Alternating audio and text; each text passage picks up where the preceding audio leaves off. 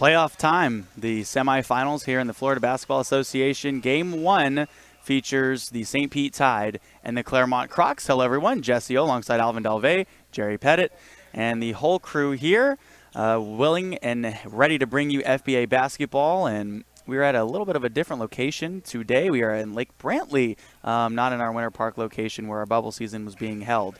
But, Alvin, all things come to an end, and the end of the regular season came, but now it's playoff time, and it should be a fun one, and these two teams known to battle it out till the end. It's going to be a great game. Both of these teams have similar identities coming strong in the second half, so this is going to be a great finish to a great season. and so just kind of looking at both of these teams, the big man for the Clermont Crocs, Steve Toilet. I don't even know why I'm laughing. It's just, you know, it's in the environment. Day. Yeah, it's a beautiful day. Sun is out. I should have started with that. Sun is out. The birds are chirping, and we're inside. So now that I got that out of the way, the big man, Steve Toilet, leading the charge for the Clermont Crocs. Definitely, and he's had a phenomenal season. He's averaging easily a double-double, and he's going to be a focal point of this Clermont offense and defense. So the Tide have their hands full with the 6'9", 280-pound animal on the block.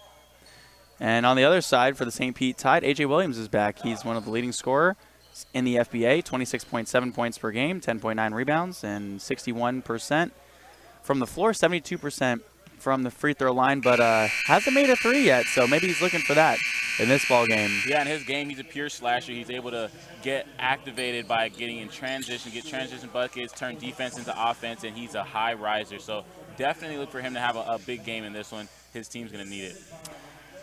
Looking around on the other guys on the floor, Cornelius Reynolds is back. He was suspended for a game for the left hook that he threw at Greg St. Remy.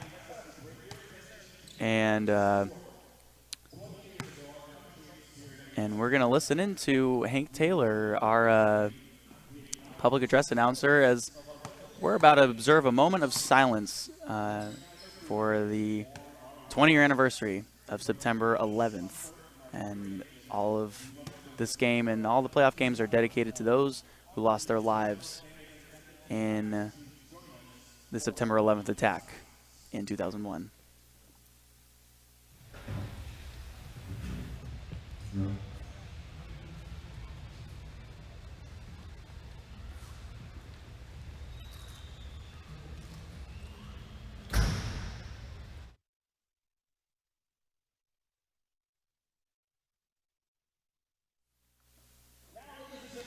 All right, and now that we're back here, Alvin, it's so good to have you with me. Our first season together for the FBA.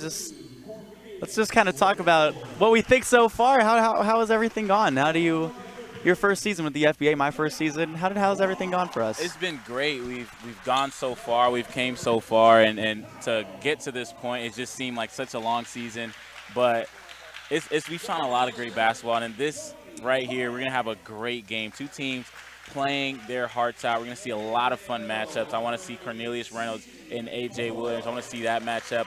We're going to see the Lunatics go crazy. We're going to see Nick Turner was high-rising in warm-up, so he's looking bouncy today.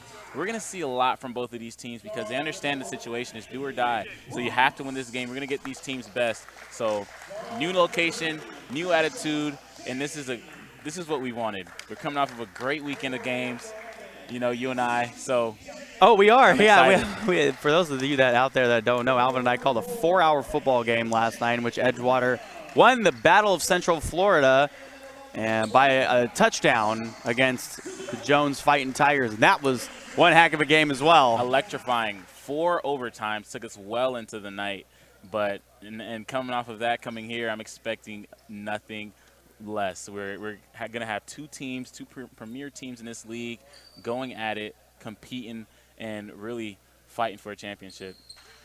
And as they fight for this championship, these two teams, it's been close every single time. Both the games have been decided within just a couple of points.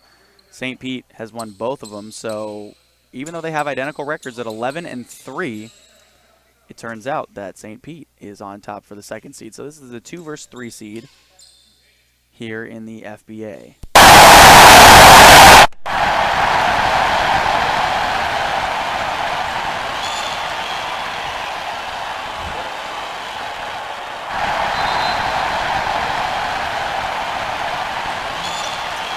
Ball is live, and we are off to the start, and the first basket scored by Cornelius Reynolds.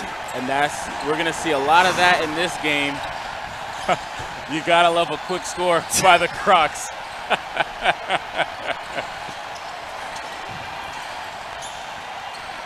Here's Anthony Brooks up top. Left side, Josh Shane stepped out. Right there, a quick turnover by the Tide, but we know what this Tide team brings. In the first quarter, they're typically not there. They're not able to get things going early, and to see the Crocs rolling early is gonna be interesting. Reynolds up top, good for three. Oh yeah, he's in his Duffy. He got the highlighted shoes on, he's ready to hoop.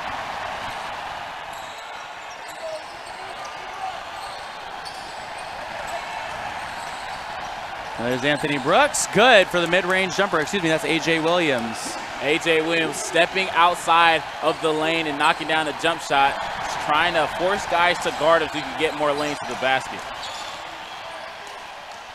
Down low, Steve Toyloy all by himself. Big number 88 makes a 2-point field goal. That's going to be a problem, Jesse. Who's going to be able to handle 88 in the post?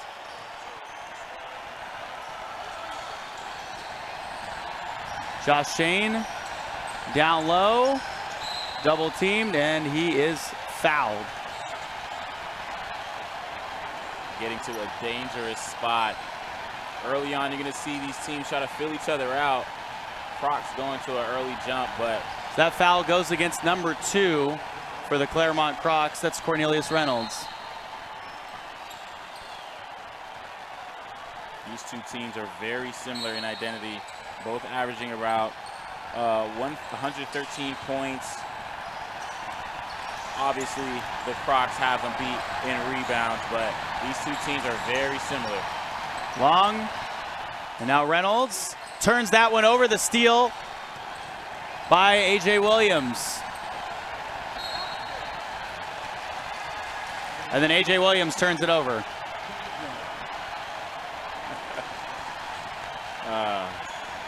You gotta love the, just wow.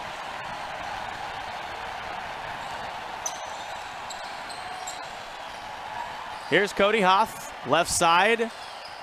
A jab step by Kenny Long. And now Kenny Long will get inside, throw it up with his right hand, no good. Very quick, able to get to exactly where he wanted on the court, just unable to finish. And there's another turnover and a steal by Kyle Clark. And a shot made on the inside. That's a great shot. Kyle Clark with the 2-point field goal make. The ability to score buckets in transition. Kyle Clark is going to be a problem. And another turnover by A.J. Williams.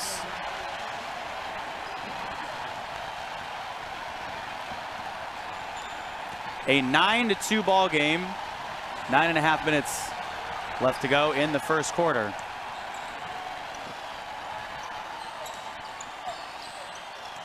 Very wise decision here. Toyloy backing in on Sukup and can't make the shot. And a foul. There's Sukup and Toyloy down low. Steve Toyloy had him by the neck. He got the neck and the ball. Yeah. Trying to take everything Sukup had.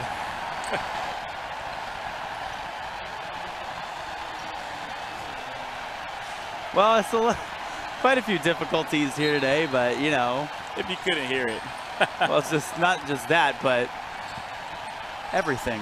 But we're here. We're here. We're doing it. We're good. We're happy. It's the semifinals. That's great. A.J. Williams out to Sukup. He long 2 and the rebound by Steve Toyloy. Still a 9-2 ball game. Long, back to Hoff, and Cody Hoff drilling the mid-range jumper. This mid-range has been steady buckets for the Crocs. The Tides and have to find a way to close out on shooters. Brooks, right side.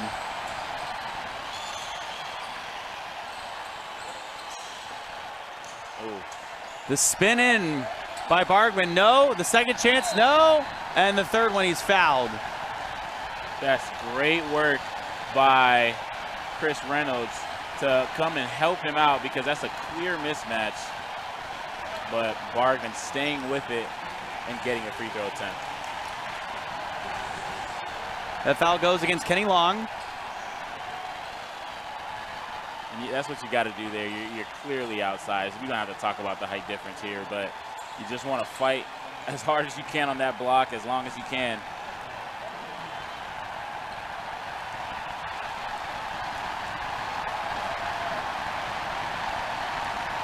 CJ Bargman makes the first one. 75% from the free throw stripe this season. And he hasn't gotten as comfortable in this offense. He has a clean offensive package. You see he handles the ball very well, and he's able to get to his spot on the court, just not able to reflect that on the scoring board. So Montel Williams is in the game for Kenny Long. Montel Williams started the season off hot. Got some opportunities to play abroad and took those opportunities, came back, and has been a steady dose of offense and wisdom for this Croc team. Left side, Williams. Cody Hoff. No, Cody Hoff misses the three. And CJ Bargman the rebound. AJ Williams powering his way into the basket and fouled again. So that one goes against Cornelius Reynolds. Already 4 fouls on the Clermont Crocs. Doing a good job of attacking and attacking early.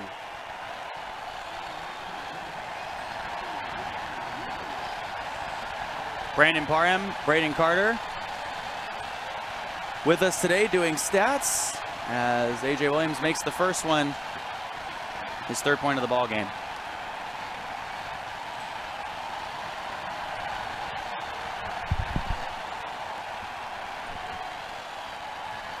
And now it's 4 of their 5 points. Hitting his free throws at a 72% clip this season. 11-5 ball game. Williams outside guarded by Brooks. Hoff still beyond the arc. Now Reynolds. This is a good matchup. Reynolds all the way back for 3. And he misses the 3 off to the left side. CJ Bargman another rebound. That's a great defensive possession, forcing him to take a difficult shot. Bargman, no, and Steve Toyloy the rebound. Reynolds, fouled. Jesse, these two teams are going at each other. There's a little discrepancy in the scoreboard, but we're going to see a game from first quarter to the 4th, maybe even extra time. So Kyle Clark will sit down, and Daniel Luna comes in number 5. One half of the Lunatics. Montel Williams up to the right side. It rolls in unassisted. That's a sweet lay-in by Montel. You know what he does when he has a head of steam right there, getting that to fall. Josh Shane will pull up for 3, and they've been trying to get him to shoot more. The rebound by Reynolds. Cody Hoff catch and shoot. Good for 3. It's easy to see why he has such a sweet stroke. He's been able to play overseas, and he's played 2 years in college. So Cody Hoff definitely has a good vision, good shot, and right there you see him knock down a trifecta. So foul on Daniel Luna. You got 3, at least, to know if you're playing defense. Daniel Luna getting involved. You know what he does on the defensive end. He's going to terrorize ball handlers and run around screens, and he's going to talk. He's going to talk his talk. You're going to feel his presence defensively.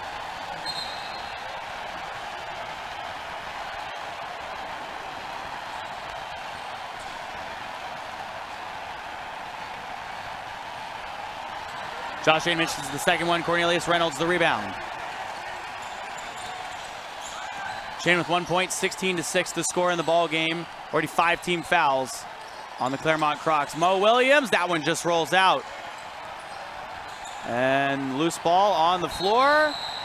And a jump ball. Nobody gets the rebound.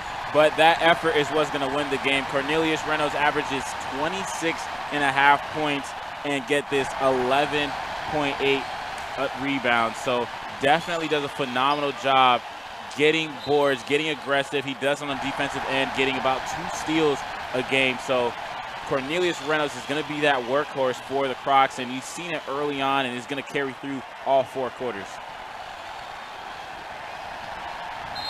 And this is a good matchup with Sukup. Sukup does the same, just not as much points. Hoth, left side. Williams turns the ball over. The steal by A.J. Williams. And A.J. Williams going up and banking it in. Wow, coast to coast.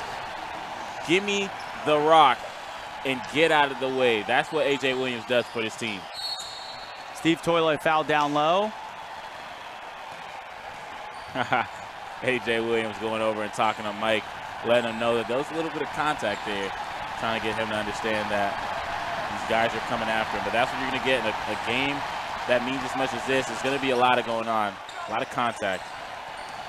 Cody Hoth to the left side. Daniel Luna catch and shoot. No. And Anthony Brooks now going the other way. Brooks inside with the reverse. He's fouled. The Crocs now with 16 fouls. Well, Jesse, we know what their game plan is. They wanted to come here and they wanted to get aggressive, attacking the basket with relentless pursuit, and they're getting to the line. And they're doing a solid job as a team shooting from the stripe. They knock it down at about 75%, which is where you want to be as an organization. So they definitely know what they're doing from there, and that's a good game plan to have. That's a solid way to get comfortable, calm down in the game, and make plays. Anthony Brooks is no slouch to stepping up in a big moment. So he makes the pair.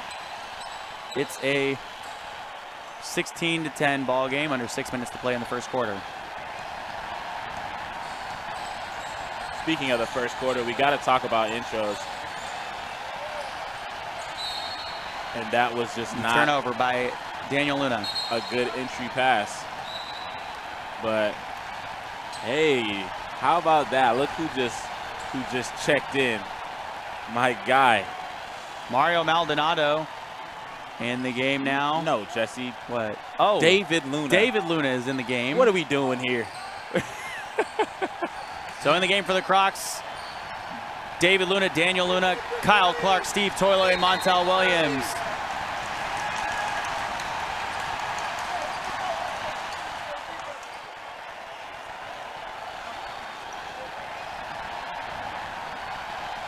Love the energy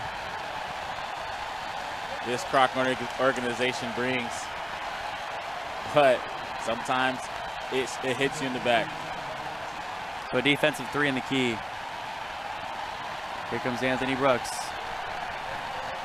And he comes alive in the second half. It's really unreal how his skill set just explodes, really, in crunch time situations. That's exactly what you want from this Tide team, and that's why it's going to be fun.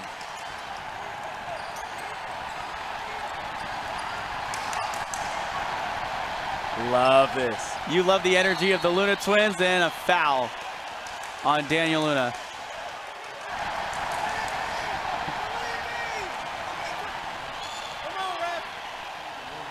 Love the energy.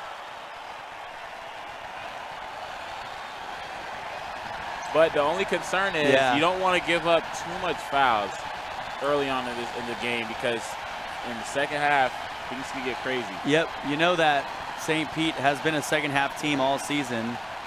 Well, really, both of these teams are second half, so you don't want to be in a situation where, because team fouls are irrelevant, because, you know, in the second half it'll be erased, but then you definitely just don't want to have too many fouls personally, because then that changes the way you can play defense. You can't play the game as aggressively as you would want in the second half. So you got to find a way to play it cleaner early on, especially, I mean, Jesse, it's a 5-point game, 11-16, 5:30 left in the first quarter. You can't afford to put yourself in a situation where you can't be aggressive down the stretch, knowing what this team can do in the final 5 minutes. Anthony Brooks from the stripe makes the second one. You know, one thing I love about Anthony Brooks, his sock game is always on point. Granted, we could talk about his basketball IQ and the skill set he brings, his ball handling, all that thing. That's relevant, but irrelevant for right. Ooh. A good pass and the jam down low. Steve Toiloy, Montel Williams with the assist, and Alvin is happy. Wow, Montel Williams wanted that dance. Able to the European two-step with the ball fake, shifting the defender behind the back pass. I am beyond myself. Montel Williams getting after it. A.J. Williams down low. Anthony Brooks from the right, block guarded by Daniel Luna. He steps back to Kobe fadeaway. It doesn't bounce in. Kyle Clark the rebound. Wow, that's a tough shot. Anthony Brooks is going at the Lunatics. And Montel Williams turns the ball over. C.J. Bargman the steal. Bargman up to A.J. Williams. No. Mo Williams from the right block, banks it in.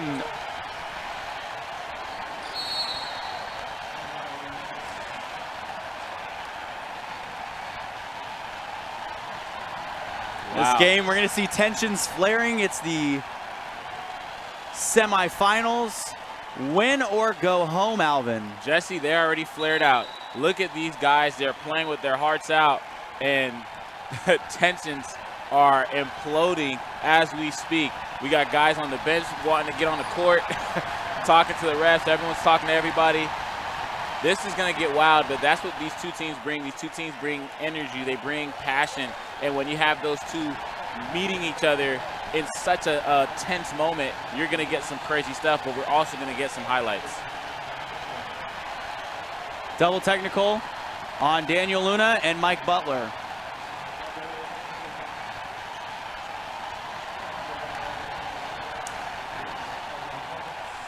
Daniel Luna has 3 personal fouls already in the ball game. Wow. And that's definitely not ideal because, Jesse, once again, is the first quarter. You know, if you're a premier defender for your team, you're going to have to get aggressive, and you're going to have to get aggressive late, especially when the best player is going to be coming down, and he's going to start getting hot late in the game. So you don't want to give up your fouls in the first quarter. The game isn't even tense yet. Granted, it is tense, but you got so much basketball left to play, and unfortunately, he's not going to be able to play as aggressively as he wants.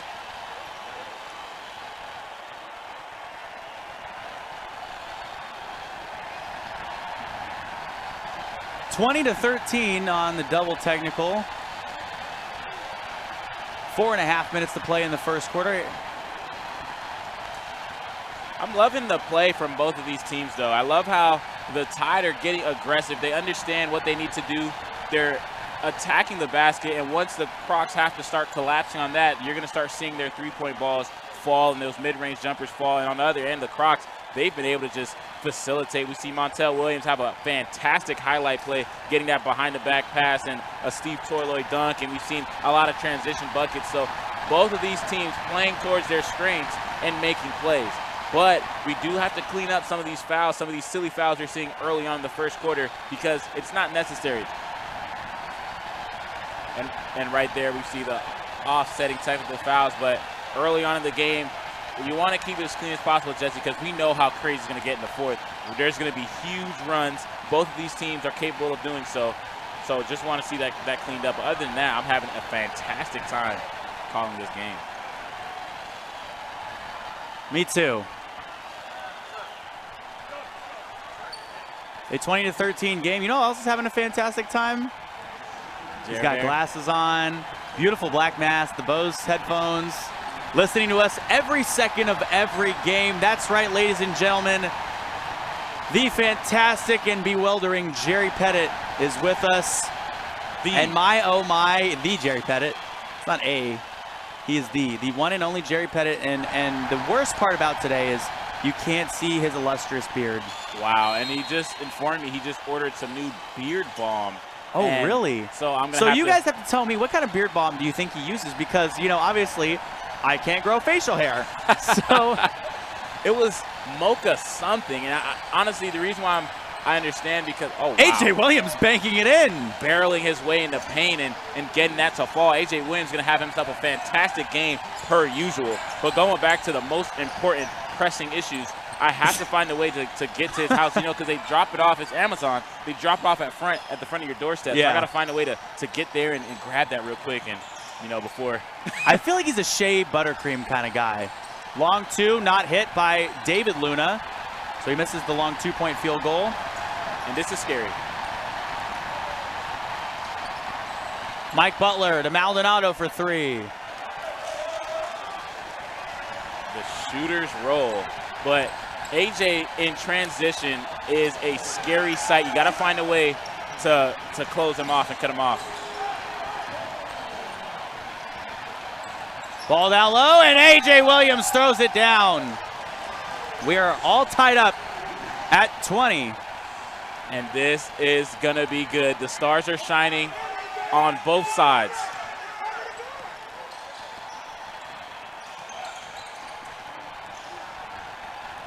Steve Toiloy, right side.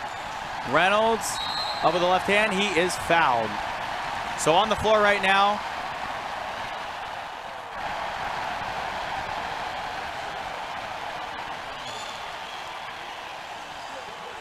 for the Clermont Crocs, it's David Luna, Kenny Long. David Luna, Kenny Long, Kyle Clark, Cornelius Reynolds, and Steve Toiloy. That's a solid matchup. You get both offense and defense right now trying to go on a run of their own because the tide has come in, Jesse. So Nicholas Turner, number 23, coming in for big number 88, Steve Toiloy.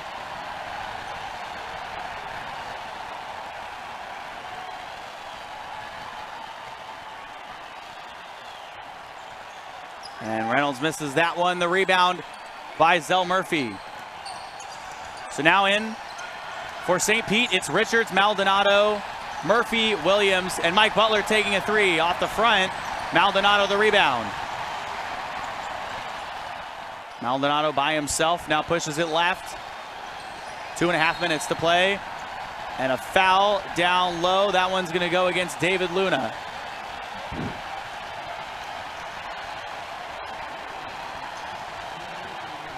Lunatics are getting touches early.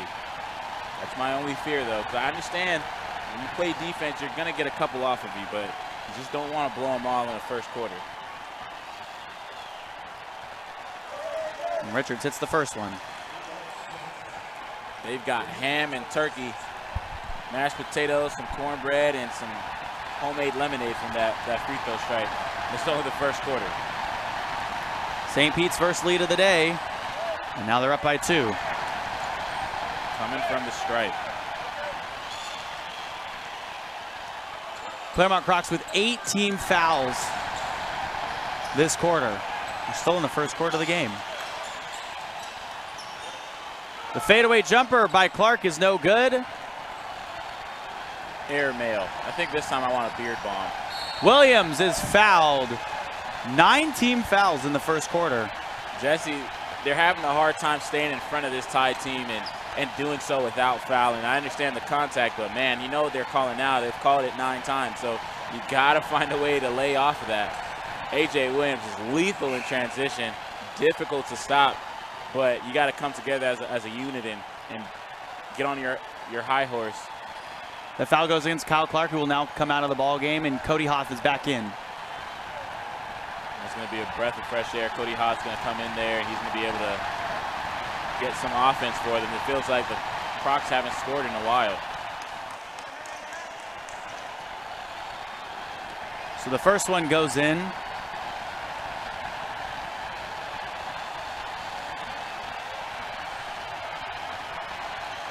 Williams again, the second one is good. 12 points now for A.J. Williams. He's done it the right way. St. Pete on a 14-2 run in the last couple minutes of the ball game. Cody Hoff hitting one from the outside. Immediate offense. As soon as he came in, immediately made his presence felt. Good job by Cody Hoff. Now let's see what he can do on the defensive end. Underneath, all the way to the basket. Jesse, that's a bucket and a half. Took him all the way to the rack and got it up and in over 2 defenders. And then there's Reynolds on the other side, who is fouled. That's a great take. Mario Maldonado on the foul. Now we're seeing these guys start to pick it up. Reynolds taking it all the way to the rack. Unable to get the and one, but finally getting this tie team a foul. Hopefully getting a bonus soon. That should be their goal to end this first quarter.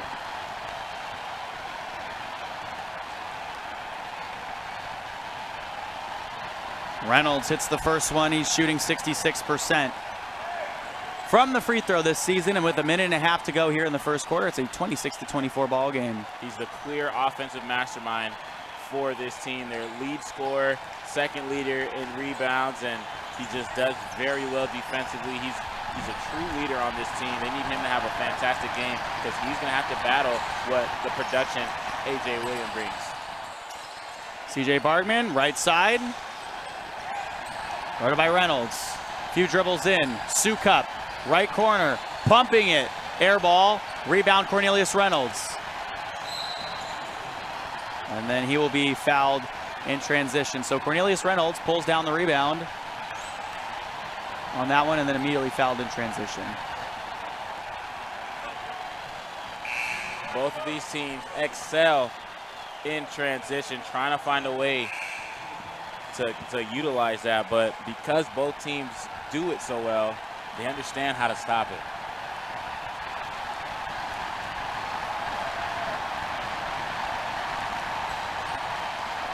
The first one by Reynolds is good.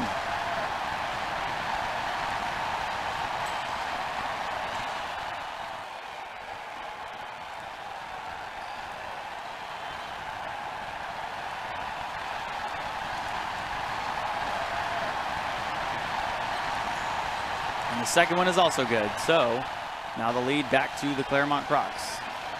Good job getting to the line on both sides and knocking down free throws. Cornelius Reynolds with 9 points. Inside, shot missed there by Bargman, and Nicholas Turner the rebound.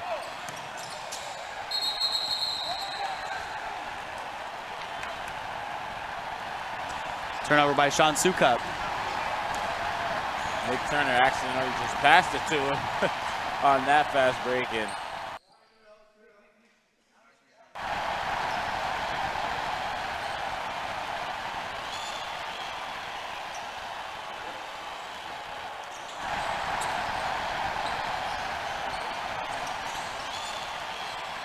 right side, up top, Mo Williams.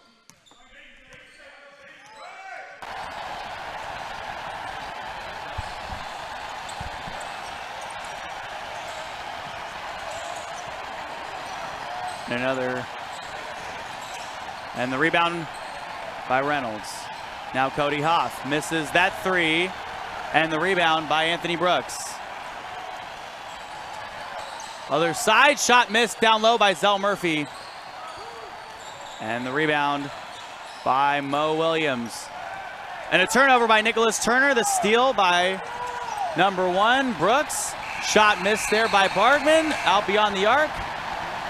And that'll bring the first quarter to an end. 27-26 is the score. We'll be back in a minute, but the semifinals will keep on churning.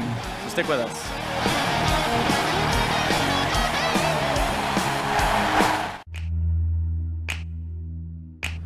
Poly Wealth Management is an innovative provider of wealth management and financial planning services. For over 2 decades, our advisors have been providing clients with sound, professional, and unbiased financial advice, investment management, and wealth planning. Our philosophy has remained unchanged through the years, and that is to make what can be a complex process straightforward and easy to understand. We specialize in the creation and protection of wealth through comprehensive financial, insurance, and retirement planning.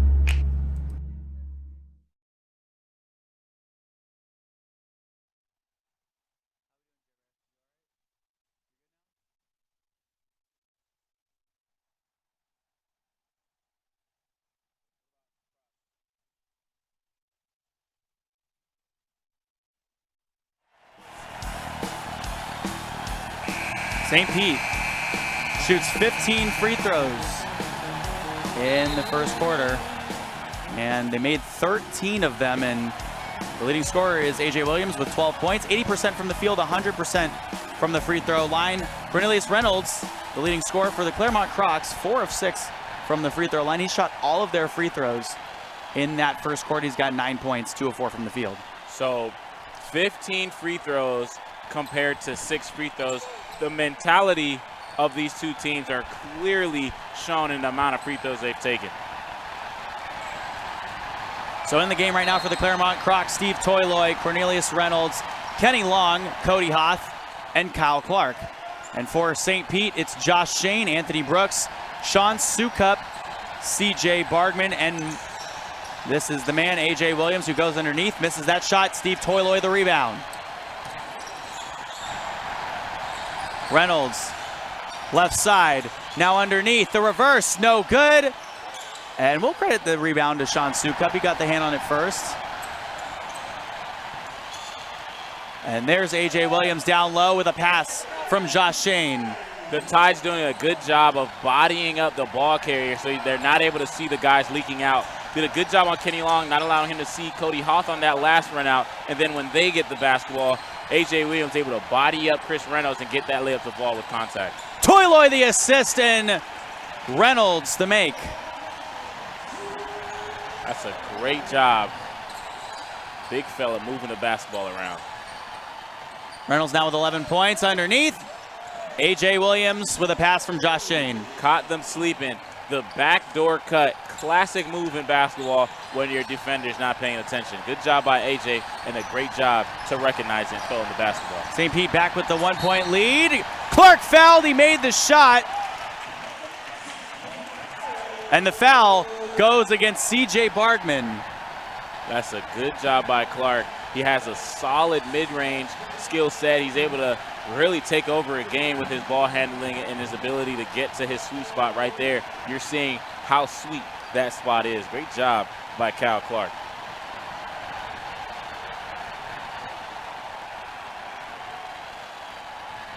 What's your take on the shoe game? Why are you asking me? I have no clue. All right, good. That just set me up because I like. Sometimes you got to throw yourself some alley-oops. There's a block down low by Cornelius Reynolds, and then Steve Toyloy pulls down the rebound.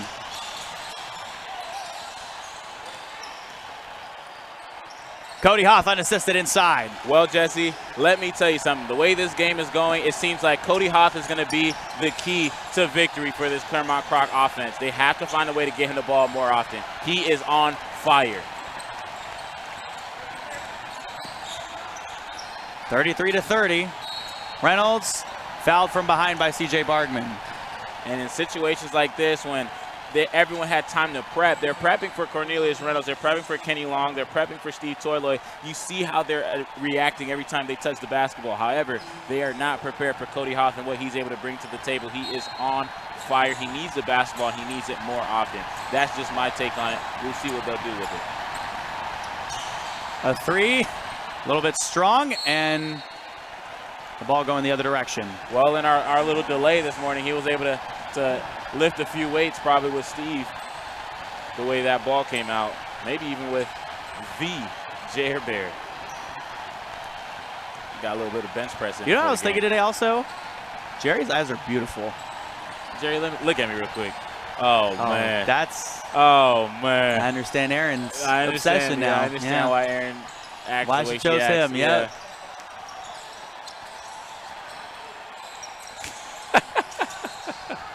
Shout out to Aaron Pettit. Right. And there's a steal from Cornelius Reynolds. Other side. Reynolds into Clark, and Clark couldn't make it. Reynolds the rebound. And Reynolds puts it through. That's a great job on the steal, getting back. But this Clermont offense does not look the same. Unable to finish on easy gimme buckets that we're accustomed to seeing them make. This Tide defense has really gotten into them. Josh Shane, right side. Now a few dribbles in, spinning. Bargman lining it up for three. And just strong, Kenny Long the rebound. He was hitting the gym with Kyle Clark this morning. He's up on the bench press. Catch and shoot from Reynolds. No. Bargman hauls that one in. On that possession, I hate to see it, but Cody Hoth was sitting on the easiest three-pointer in the game of basketball as A.J. Williams gets that to fall. Sitting in that corner wide open, you got to find a way to get him the basketball. He's the hot hand, and you got to feed him. You got to feed him often. They're just not looking for him. Steve Toiloy inside. Kenny Long, catch and shoot. No. And the rebound by Cornelius Reynolds in the putback by Reynolds. He's operating down low. Has got 15 points. Reynolds is a phenom with the wiry frame, able to bang with the big fellas, and his heart just makes up for everything. And an offensive foul by A.J. Williams.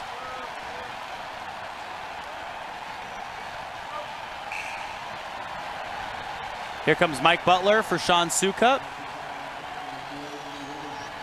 And what the Tide just did was bring in some offense. Mike Butler doesn't light you up on the scoreboard, but he does a good job of playing his role. 11.5 points per game, and he moves the ball very well. High IQ guy, definitely a leader on this offense for the Tide. That shot missed. The rebound by A.J. Williams. Bargman, left block in on Hoth. Williams, good! And Bargman the assist. 2 for 2 from that mid-range area. Williams letting everybody know that he's not one-dimensional. He's not a pure slasher. He's able to stretch you out a little bit. You better play him correctly. Toiloy to Hoth for 3. That one just bounces out. And the rebound by A.J. Williams.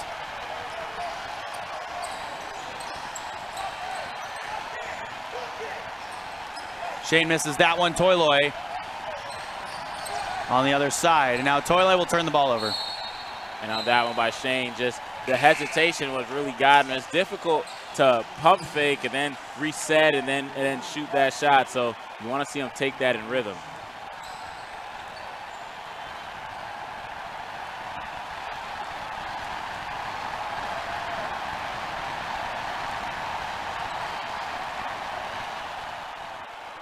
(37-34). Jer the Bear Pettit. Ooh, I like that. I think it just came up with something new. Jer the Bear Pettit. Got a nice ring to it. Ooh. We've talked about this a lot on air, but Jerry is going to make his own production company. And if he doesn't name it Jer Bear Productions, he's absolutely doing himself a disservice. I'm saying that on air right now. So definitely, it's set in stone. Has a nice ring to it, just like 73-9. Oh. I'm sorry. Wow. I'm sorry. You really had to go there, huh? Yeah, I had to do it to you, man. How your Dolphins doing? Hey, man, we should be all right this year. We missed it by 1 last year. And the Heat? The Heat, we're not going to talk about it. Hey, we got 3 of them, man. We did okay. We did a nice. You did. We did a nice run. Hey, I got 3 in my life too. Now that I'm thinking about it. Yeah. We got 1 with just Wade, you know. And Shaq. Yeah, Shaq too. We'll give Shaq credit too, but that was Wade's team. You know, I'm a Wade. Obviously, you know where my loyalties lie. Wade County, Dade County. Missed 3 there by Daniel Luna. We'll talk halfway through the season and see what football's looking like, because I'm actually feeling okay. I'm definitely upset at our front office decisions, but I think we can. Xavier Howard. CJ Bargman drilling a 3. Yeah, he doesn't care about Xavier Howard. He's knocking down tray balls like that. And I love how he's more comfortable in his role, because he does a phenomenal job for this team. Right now he has a tough ask. We're tied up at 37. Toiloy down low. Hoth running towards the outside, up top. Reynolds a pump fake, now dribbles in on A.J. Williams, will pull up and hit. Wow, that's disgusting. And A.J. Williams has to give him a pat on the butt, because that's tough. The move, the ball handling, and the knockdown tray ball. Other side, Anthony Brooks for 3. Back and forth we go. This is what you get when you tune in to FBA basketball. Mo Williams will hit one right back. It's a 3 show. Love the way these two teams are coming out firing. It's an all-out firing squad. Brooks able to keep that left pivot foot good. Oh my left goodness. Side, Butler, no. You wanted that one to go in, huh? Yes, I did. I love how he pulled the trigger. Montel Williams, the rebound. Reynolds, left side, good, and he's fouled. Getting a 3-ball of his own with a chance to make it 3. Cornelius Reynolds took all the free throw attempts in that first quarter. Right now, doing much of the same. He's an absolute phenom for this team.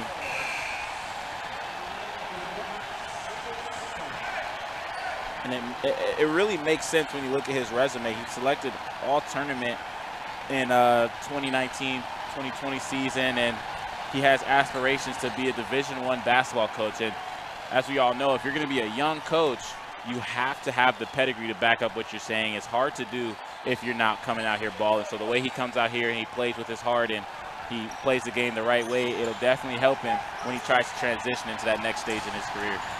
45-40. Brooks, good.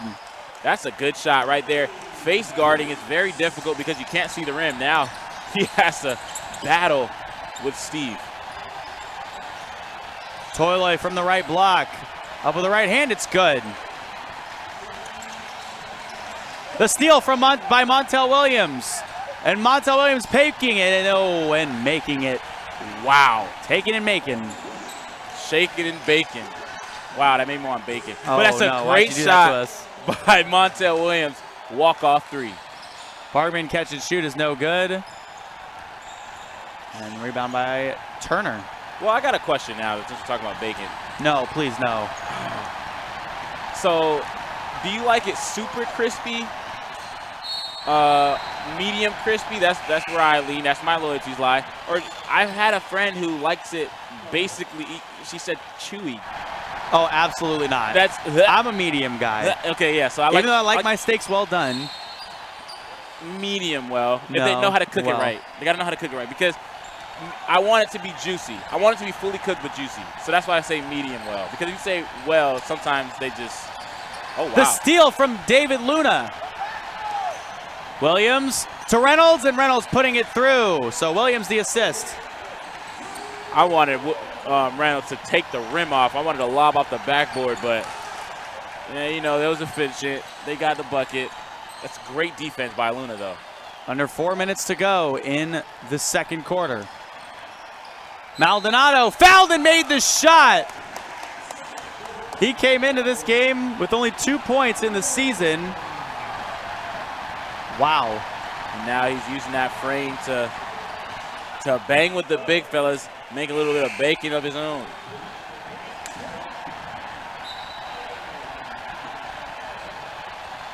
I think I could go for a homemade burger, speaking about all this bacon. Yeah. Braden's looking at me. I think he wants some too. We're going to Jerry's house. Jerry, you got a grill? I'll see you in a couple hours. You asked the? Do you see his beard? You think he doesn't have a grill? Maldonado not able to convert on that and one attempt. You think he's going to break his season average? Maybe. We'll see. Reynolds is fouled. The wooden monster got him. Foul goes against Mike Butler.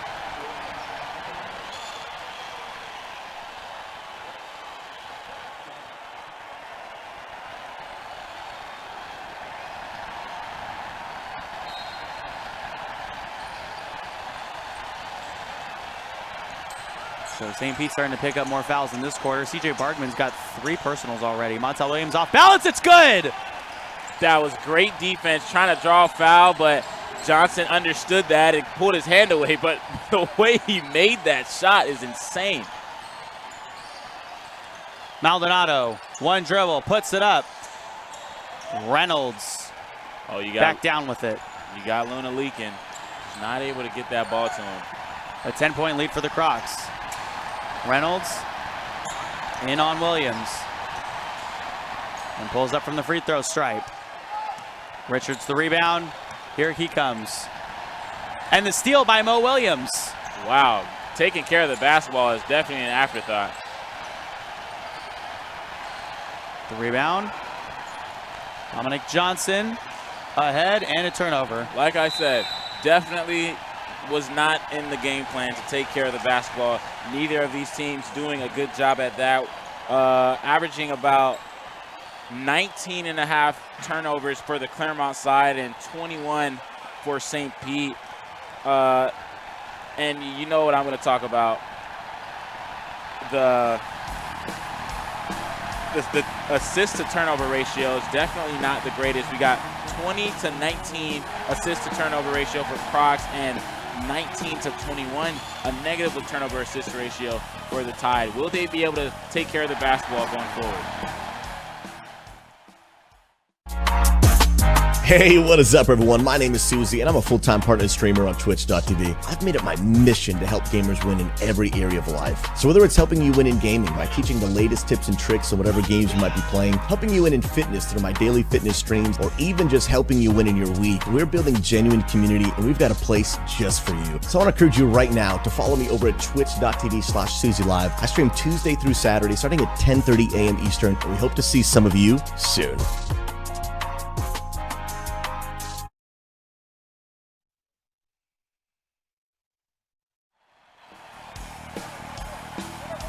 A little bit of a sloppy possession on both sides. Well, really one side of the Tide not able to take care of the basketball. Clermont has been able to capitalize on those opportunities. Let's see what Montel Williams and crew will do with this opportunity. And crew, I like that. 54-44 is the score. David Luna, high arcing shot, no good. That was a three by David Luna. Another side, Richards putting it in.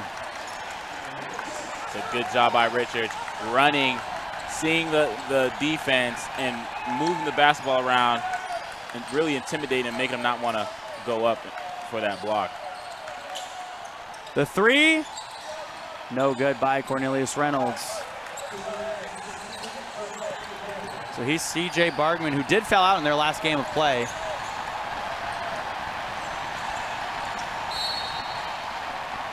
The foul by Daniel Luna.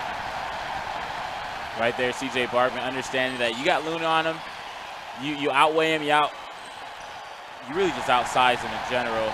Get to the post, get to that lane where you can start doing things and use that weight and use that size advantage to get an easy bucket, or in this instance, get a foul.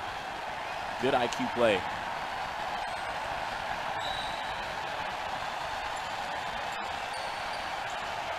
A three on the way, off the mark to the right. And a foul on the floor. That one goes against David Luna.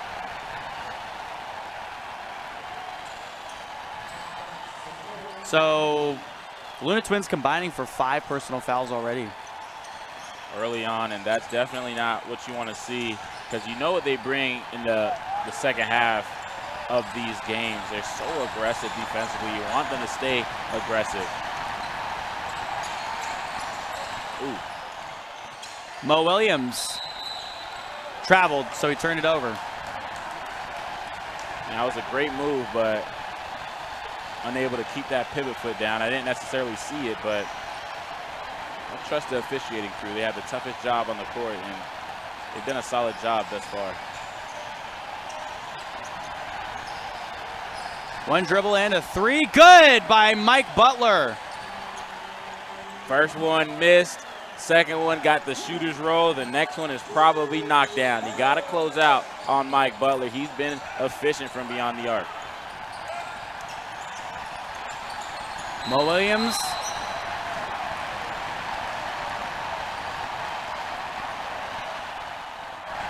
Great job on the entry pass by Mo Williams. He's a true facilitator for this team, and that's why you love to have a guy like that on the court. As a big fella, you know, you're not necessarily going to get all the looks if all the shooters have the ball, because they're looking for their shot. And a guy like Nick Turner, he's not going to create his own shot. So you need a guy like Mo Williams to step in there and make those difficult entry passes. Right there, you saw another one of his more illustrious passes getting home, and now Nick Turner has a chance to knock some free throws in. Nicholas Turner, who was an FSCJ Blue Wave. Had a pretty good game in their last game that was recorded. He got in a little bit of a dunk battle with Steve Toilo and actually won. A little bit. They were dunking everything. Yeah. Loved it. Loved every second of it. Maldonado airballs the three. You know what I think is interesting between, just our different likings in basketball? I was realizing this the other day when we were watching. You love dunks because you grew up with Shaq, watching Shaq, D. Wade powering it to the house.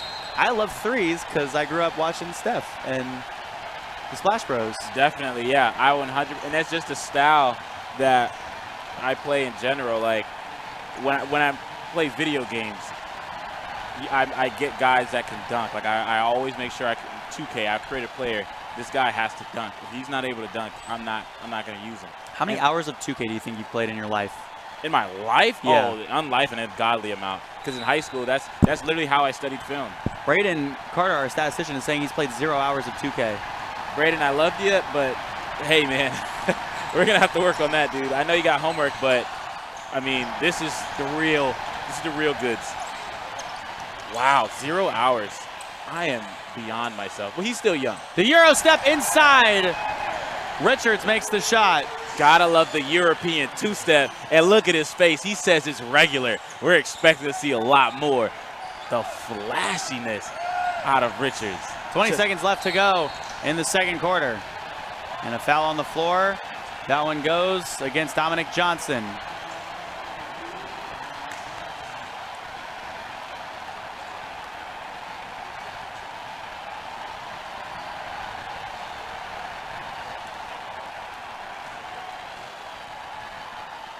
Shot clock is off. Mo Williams, first one swished through the net.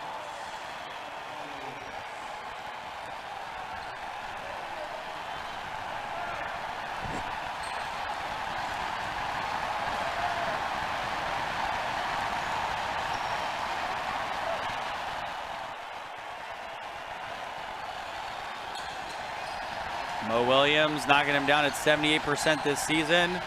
16 seconds left to go in the second quarter, a 57-51 game. Mike Butler to the outside, now Richards left corner, three, off the mark. C.J. Bargman the rebound, and C.J. Bargman the putback with 4 seconds left to go. He's got 6 points. Half court, Mo Williams, air ball, and time expires. So through the first half of action, 57-53, only one timeout taken in both of those quarters, Alvin. This game is chugging right along, and both of these teams trying to will themselves to the championship. Game 1 starts tomorrow, so stay tuned for that. But another good game in the semifinals. Coming up just after this one, it's the fight in the Gainesville Mighty Oaks. So a big day of basketball. It's win or be done for the rest of the season. So stick with us. More basketball on the way. At Envy Labs, we build web applications that start with an idea. They move through strategy and need an outside eye ahead of wireframes and technical specifications. There's design and layout and functionality, but there's also performance, things like accessibility and data visualization. It all comes together for what ultimately is a successful launch. Over the past decade, Envy Labs has built platforms that pair things like data in sports or environmental science. We've built technical training platforms around data science and around network administration, and we've bootstrapped and sold our own product. We are a temporary CTO and an outside specialist in strategy, design, and development. It takes a lot to go from idea to launched web application, but it's all right there in our name. Reach out to hello@envylabs.com and let's take a look at your idea together.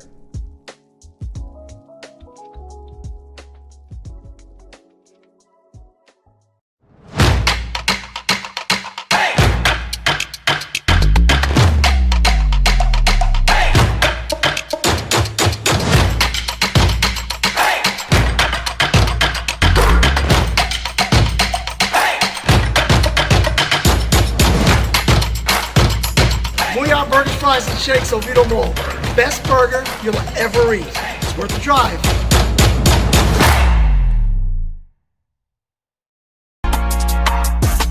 Hey, what is up, everyone? My name is Susie, and I'm a full-time partner and streamer on Twitch.tv. I've made it my mission to help gamers win in every area of life. So whether it's helping you win in gaming by teaching the latest tips and tricks on whatever games you might be playing, helping you win in fitness through my daily fitness streams, or even just helping you win in your week, we're building genuine community, and we've got a place just for you. So I want to encourage you right now to follow me over at twitch.tv/SusieLive. I stream Tuesday through Saturday, starting at 10:30 a.m. Eastern, and we hope to see some of you soon.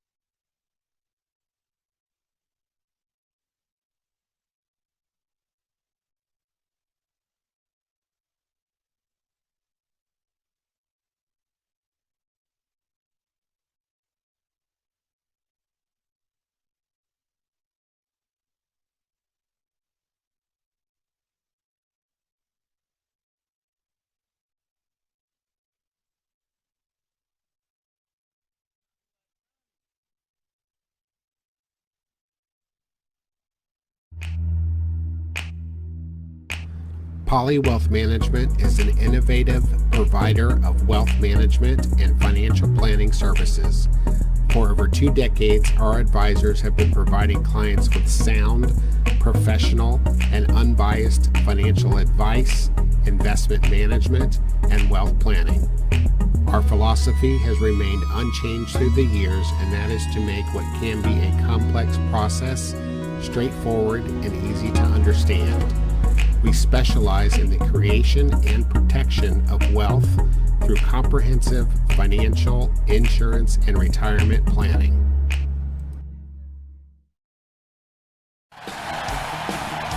And now it's Alvin's Money Quarter.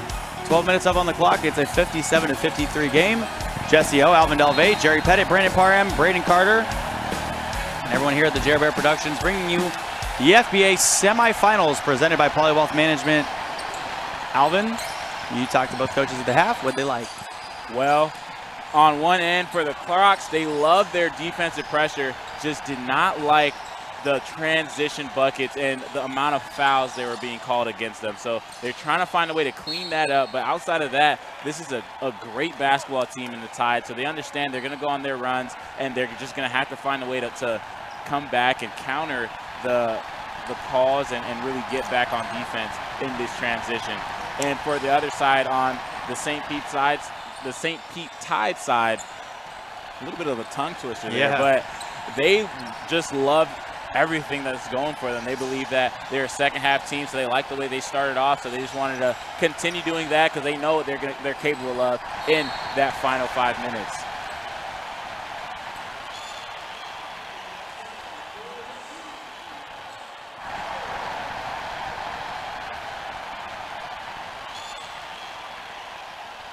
So a foul on the play.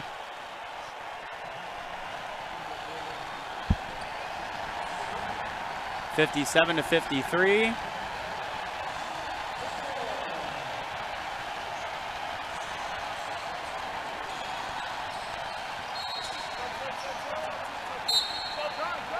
Minutes and 16 seconds left to go.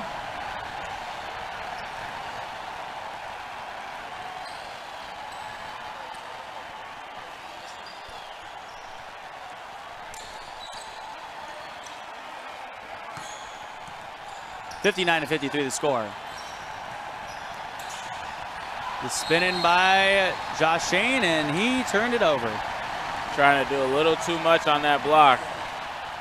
Was not able to get the proper footwork to execute that maneuver correctly.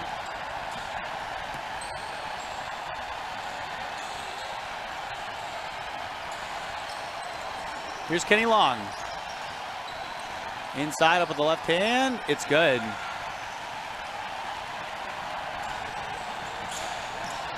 Oh my.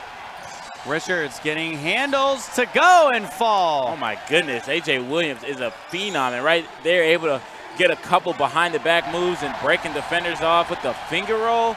My goodness, he's well on track to have a phenomenal game. So Williams gets that one to fall, and a blocking foul on Mario Maldonado. The game is slowing down a little bit in this money quarter, but you best believe both of these teams bet the house, because if they don't win this game, they're going to be there on the couch, gone fishing. If you watch TNT basketball. In Puerto Rico. Yeah, they do all kinds of stuff from the crib. Yep. The Crib University, DCU. Hoth couldn't make that one. Toilet the rebound. And now a three, not made by Kyle Clark. Cody Hoth the rebound and the putback. Muscling their way to get all those offensive boards, and it pays off. Cody Hoth, the beneficiary of an aggressive move to the basket. 63-55, and we both know that St. Pete is a second half team, Alvin, so something to be on the lookout for. Catch and shoot by Brooks, good. And he's been hitting those shots with a hand in his face this whole time, and he's talking his talk. Man, I'm scared because you know he's going to walk the walk too. Long. Toiloy by himself. Good. And I love that beef on beef. Steve Toiloy versus Maldonado, but I think Steve Toiloy got him in the mobility department. With all due respect. Josh Shane, right side. Maldonado, a catch and shoot. Tough to see. The wedgie. Good old-fashioned wedgie. Wedgie sandwich.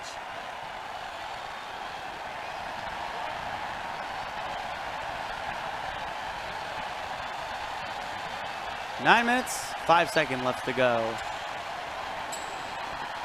here in the third quarter.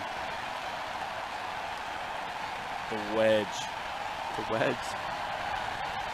Now I'm thinking about a wedge salad. Even that sounds good. I'll think about wedge fries. Some seasoned. Wow, that's just a yeah perfect of what you and I are. I'm the wedge salad, you're wedge fries. Yeah, 100%. Yeah, we send it. It's surprising that I'm not fat with the way I eat. Because I'm eating. Braden thinks the same. He's got a nice figure on him. He hits the gym every day and twice on Sundays. Shane set his feet and hit the three.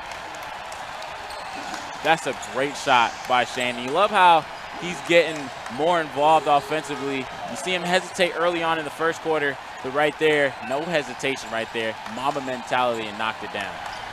65-61. Clark missed the long two. And the rebound by Cody Hoth. You're starting to see the tensions flare in this game. Both teams playing with a little bit more passion than we've seen in the first quarter, in the first half. And now these guys are starting to understand it's money time now. And right after this, Jesse, it is crunch time. No, not like the crunch wrap from Taco Bell. I'm talking crunch time. Got to make plays. I always wonder if I should start naming random food places that they'll give us like discounts. It hasn't worked yet. No, it has not worked yet. We've been working on that one for 6 months. Oh, man. Wow, the season started in April. Yeah, we've been here for a while. April, May, June, July, August, September, 6 months. Cal taught you well. They didn't teach me how to count. They tried to teach me some other crazy stuff that I don't even remember. Yeah, you learned that from Jerry Bear Academy. We don't forget. I was in that class with you. Slept a lot, but. Yeah. Oh, my. Cody Hoth got the defender to bite and made the three. Cody Hoth has been showing off this game. Been a hot hand for this Croc team.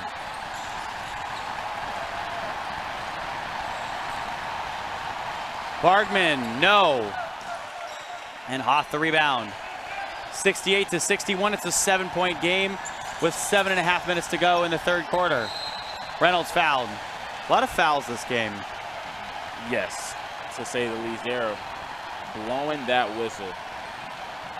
Remember that song by Too Short? I was literally just thinking about that. They were listening to that for 40 minutes on the way here. Yep.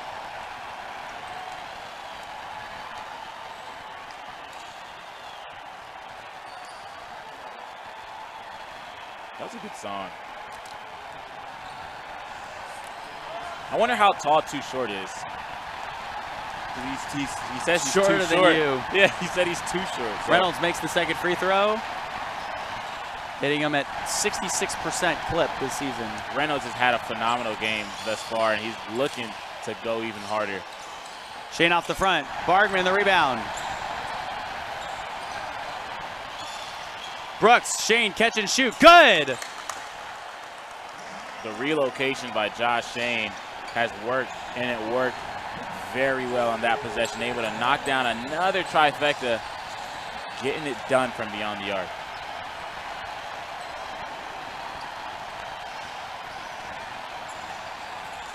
Reynolds underneath, and it goes out.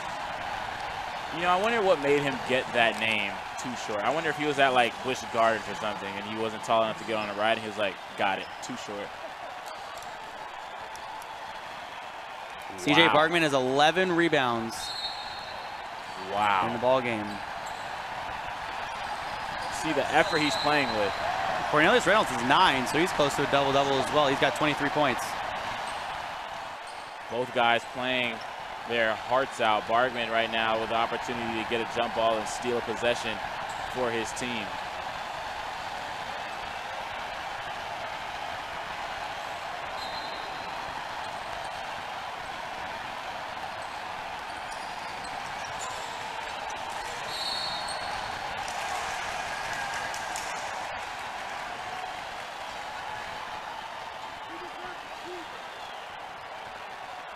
Foul. A technical on Josh Shane.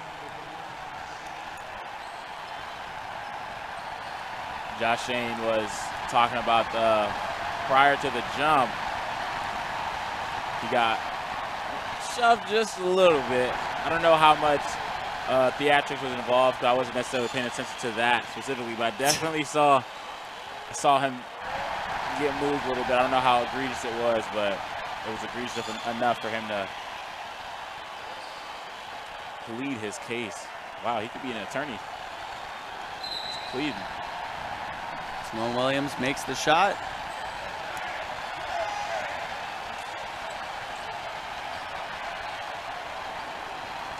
Here's guys telling him next play, don't worry about it. And that's definitely the mindset that when I was playing, what we worried about. Do not worry about the. Ooh. And a blocking foul down low. Foul goes.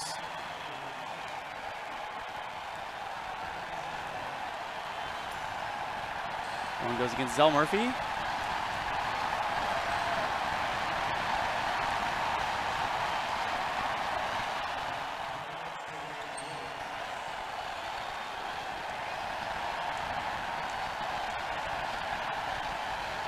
So 16 team fouls so far this game for St. Pete. And we got 13 for the Clermont Crocs. Cornelius Reynolds made the first one. The second one is no good.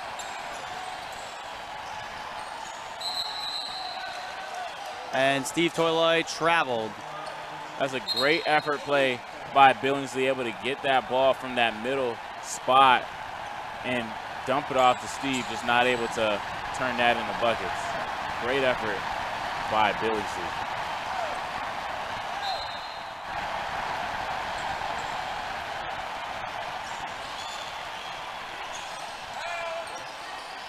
(71-64) and a foul. Blowing that whistle. So, you know, we had a few games like this year, but there's always just times when we kind of start lulling ourselves to the pool outside, Alvin. And that's the only problem is that usually we have windows and we're like, you know what? We know what happened. We don't even have to talk about it. But, you know, usually we have windows and we're like, you know what? The sun's out, you know, and stuff Birds like that. are chirping. But we don't have windows. Out. Oh. The only thing we know, I mean, buns are out because there's a pool, Jesse. There's a pool outside. Right outside this door. Man. Think about that water, that cool rush. You jump in. I'm sad. You're submerged. I'm so sad. Water's all around you.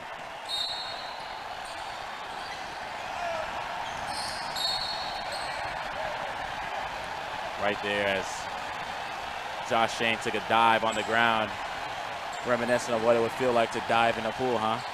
Huh, partner? You're killing me. But that foul goes against Daniel Luna. And Sailor Jerry over here is doing some breaststrokes. What is it, breaststrokes? Yeah, there it is.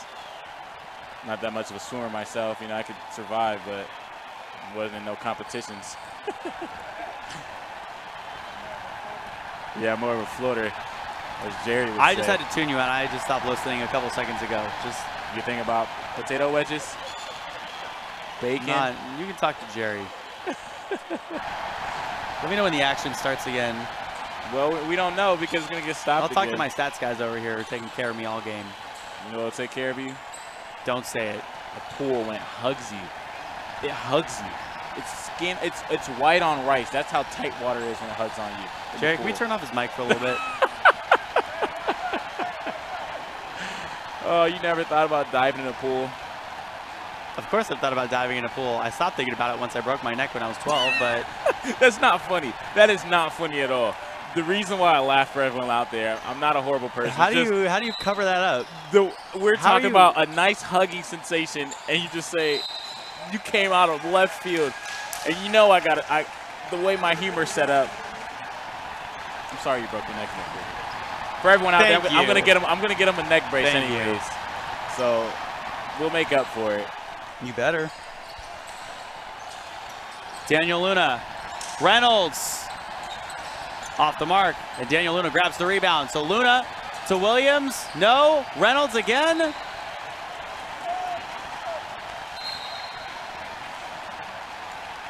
Richards checking in, promised me a dunk during halftime. Let's see if he's a man of his word, Jesse. That's all you care about, Alvin. You know it. Nobody's necks, just dunks. I care about your neck. I'm going to get you a brace. I'm going to do some research and find out a good neck brace. It's sleek and fashionable, hopefully fashioned in the West Coast. Now you're talking. See if we can get that neck fixed. But now I'm very curious because I remember many moons ago we were involved in a chicken fight. And I remember you brought that up, but I didn't ask too many questions because, you know, we were in a chicken fight. We weren't able to converse as freely as we are now as Cornelius misses that first free throw. But to get back on track, Cornelius has had a great game. 22 points in the first half, and he's really just put the team on his back, or, you know, in the way we've been talking, his neck. And it's just been great to watch. Underneath, there's A.J. Williams all the way to the basket. Battle of the locks. Cornelius Reynolds versus A.J. Williams. Love how these two have battled throughout this game, and it's only the third quarter. Cornelius Reynolds with the flip up. Both of these guys going at each other. Just love it.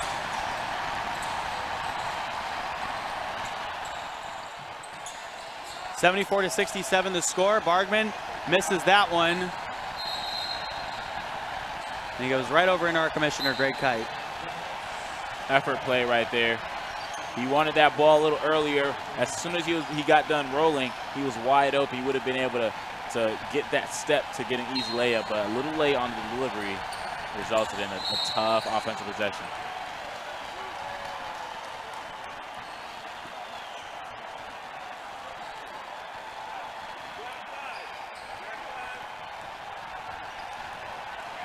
Five personal fouls on Daniel Luna.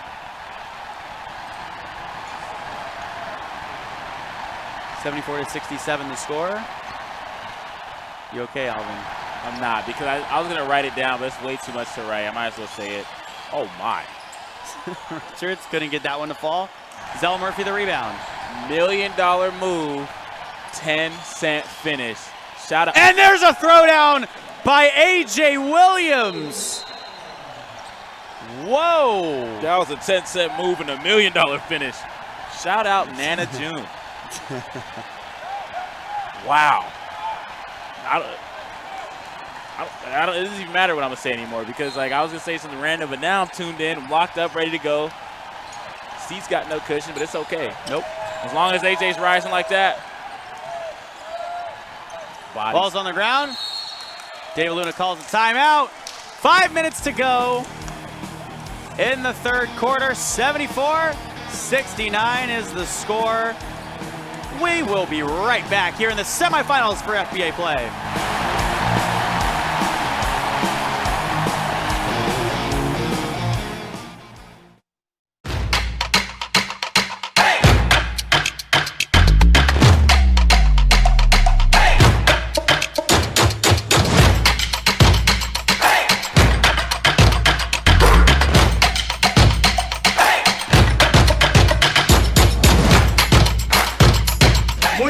Fries and shakes Oviedo Mall. Best burger you'll ever eat. It's worth the drive.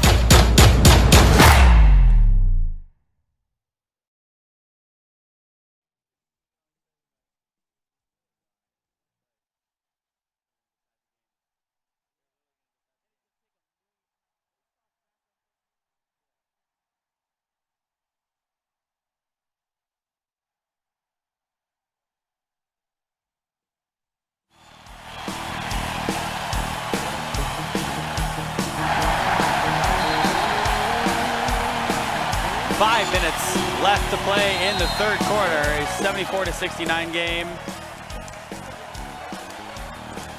And another timeout taken on the floor. We will be back in literally 30 seconds.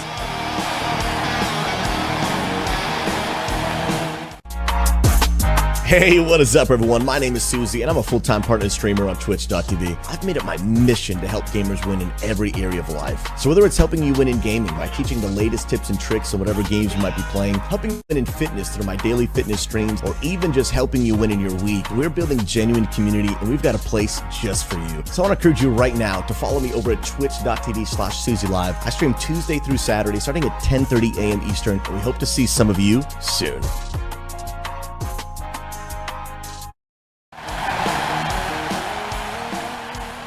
74-69. 5 minutes to play in the third quarter, so let's see if Clermont can inbound. You know, Jesse, I want to time it and see how long we go without a foul call. I give it 35 seconds. 35? 35 seconds. We're making it to, oh my God. Sarah Jerry says 22. So 4:25. That's what we got to make it to. Come on, 4:25. Let's do this. Toiloy, back to Reynolds. Reynolds guarded by Johnson, gets a screen from Toiloy. Now Reynolds inside, out to Mo Williams. Williams left side, stolen away by Richards. Richards, down low the block by Reynolds, but it's picked up and put back by Zell Murphy. Oh my goodness gracious. Cornelius Reynolds smacking that off the backboard. Ball tapped from behind, a turnover by Montel Williams. Did we make it there, Jesse? Oh, I was so close. So close. We were so close. We were literally 1 second away. There's no way. We were 1 second away from me being wrong. Sometimes you hate being right. Man, I can't believe it. I literally said 35 seconds. It was 34. Jerry, wow. Come on. Throw him a bone. You've got to be kidding me. Well, you hate to see it. That's a great effort by the Tide in those past couple possessions, but love how Cornelius Reynolds did not give up on that last play, even though it resulted in 2 points for the Tide.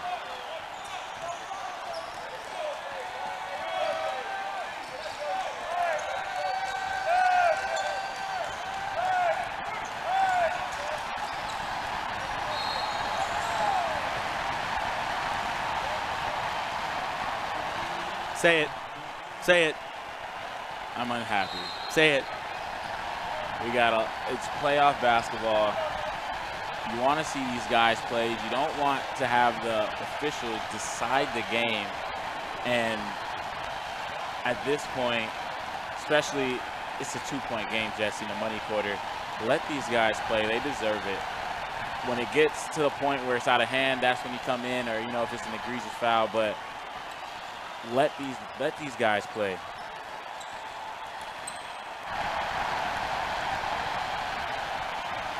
You had to. Not my stomach just gurgled. So now the hangry Alvin comes out. Hopefully we get some highlight plays to quell. Couldn't even get the sentence You've out. got to be kidding me. I couldn't get the sentence out, Jesse.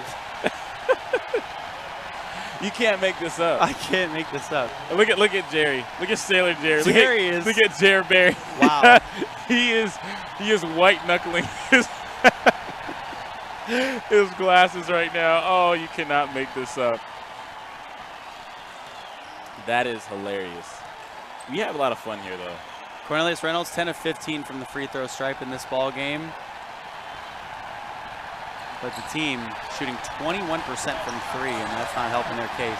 Oh, wow. At all. They're up by 3.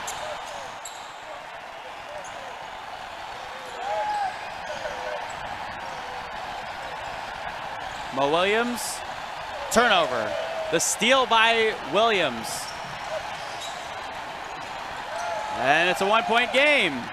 Wow, AJ's just so strong. He lost the dribble, got it back off sheer will and want to, and able to get that to go in. Long to the left side.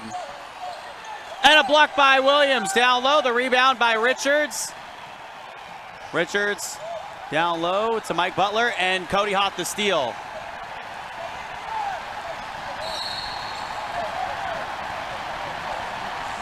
And a turnover by Cody Hoth after that one. A little bit of sloppy play by the Crocs, not able to get any offense to go. We're watching the Tide surge. There's the ball down low. A.J. Williams, and the lead back to St. Pete. That's 3 dunks for A.J. Williams, playing well above the rim, and he's playing well. Got his team involved. They're ready to go. A.J. is rolling. He's the hot hand for this Tide organization.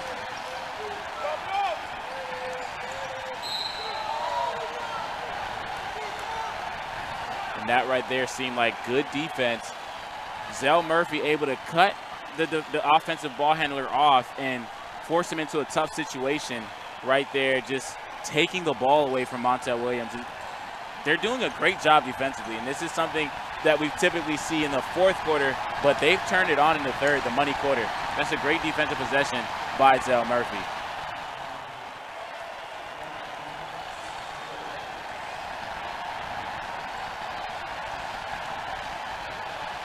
Here comes Mo Williams. His first one is no good. Ball doesn't lie, buddy. So Montel Williams at the line, missed the first one. And here comes the second one on the way. I'm loving the Kyrie's he got on there. Knocks that one home. Tied up at 77.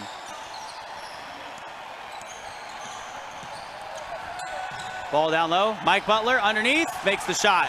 It's a great job, but you see Kenny Long upset because why is he the one defending the rim? As the game goes on, Anthony Brooks' pants get higher and higher. Fun thing to note. The step back from Reynolds, and he fouled and made the 3. 2-pointer, long 2. Oh my. What a wonderful time. Maybe not the foul, but. No, it was just Travis Scott. I was hoping you were going to pick it up, but I should have said No, yeah, well, you got to say the auto-tune and everything, and then I'll love it. But then I was like, you know what, should I do that? Maybe after a meal, but gotta love the step back. Cornelius Reynolds has been getting a Happy Meal, 4 for 4, combo from Culver's. He's just been eating all kinds of meals from the free throw line today, and he's just done it all for this organization. 22 points in the first half, and he's been roaring and soaring in the second. 80-79. After Reynolds makes the second one.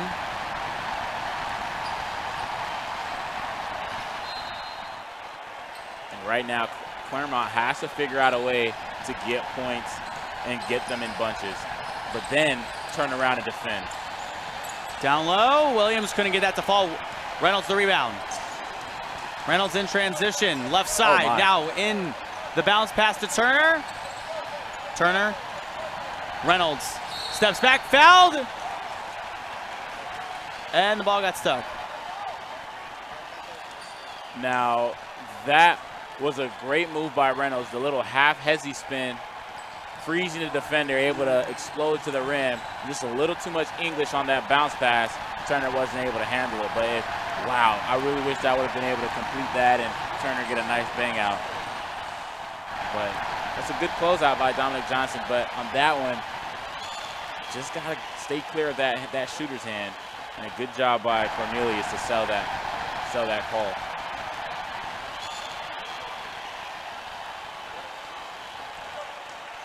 See, the ball doesn't lie.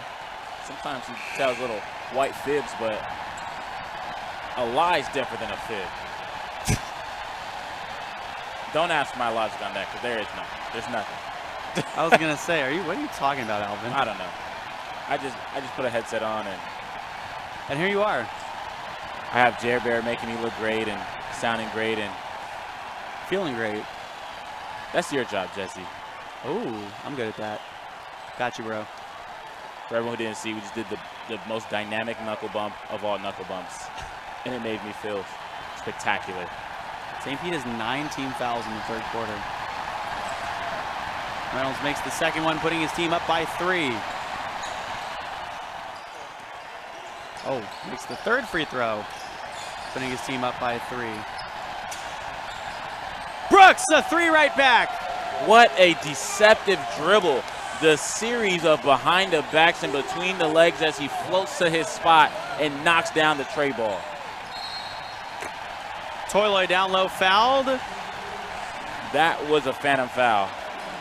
A big fella like Steve Toiloy, I understand, you know, typically you miss those calls because he's so strong. He makes it look effortless. But on that one, it's playoff basketball once again. You got to let these fellas play.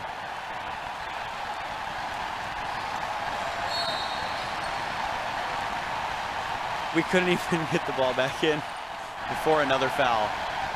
And understand, you know, you want to call the game fairly, but sometimes, you know, even Mike Breen will say this on ESPN. Sometimes quarters take long. This quarter has taken 30 minutes. Yeah. At least. At the very minimum. I just want to go over to Jerry's and have a burger. Right.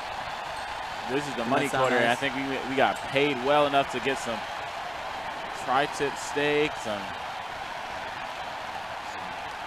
New York cut, some brisket, smoke that. Oh man. He smoked the free throw. Smoked the free throw just like I should be smoking a brisket. Do you have a smoker, Jerry? Ah, man. That's something I would envision him having. That's something I'm going to invest in. I need to learn how to smoke a brisket because that's a man's skill to smoke a brisket. Love the no call right there as Cornelius Reynolds slashes and dashes to the basket. Richards off on that one. And rebound by Hoff. There's Kenny Long putting his team ahead. And he's had a quiet game thus far. Long stole it away, but then he stepped out of bounds. Stay tuned for the Florida flight and the Gainesville Mighty Oaks. Once this game gets done, hopefully somewhere in the near future. We're still in the third quarter. Yeah. 17 total fouls called in this quarter, Alvin. 17. Mike Butler, make that 18 total fouls called in this quarter alone. Talk about a money quarter. Jesse, imagine if we got paid for every foul called. That'd be interesting. Braden Carter might be my favorite person on the face of the planet. Are you kidding me? Braden Carter, wow. What a dude. What a stud. He comes over here. He shows up. He shows out. He makes dynamic plays for the Jer Bear organization, the Jer Bear crew. Wow. I cannot say enough about Braden Carter. I'm just raving. Wow. What a stud. I'm so happy. What a stud.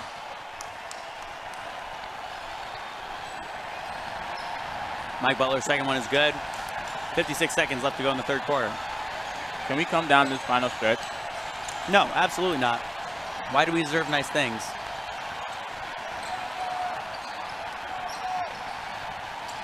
Kenny Long underneath. Reynolds, catch and shoot. No, and Steve Toiler the rebound. Cody Hoff with the turnover. Here it is. Richards throws it up. And a foul.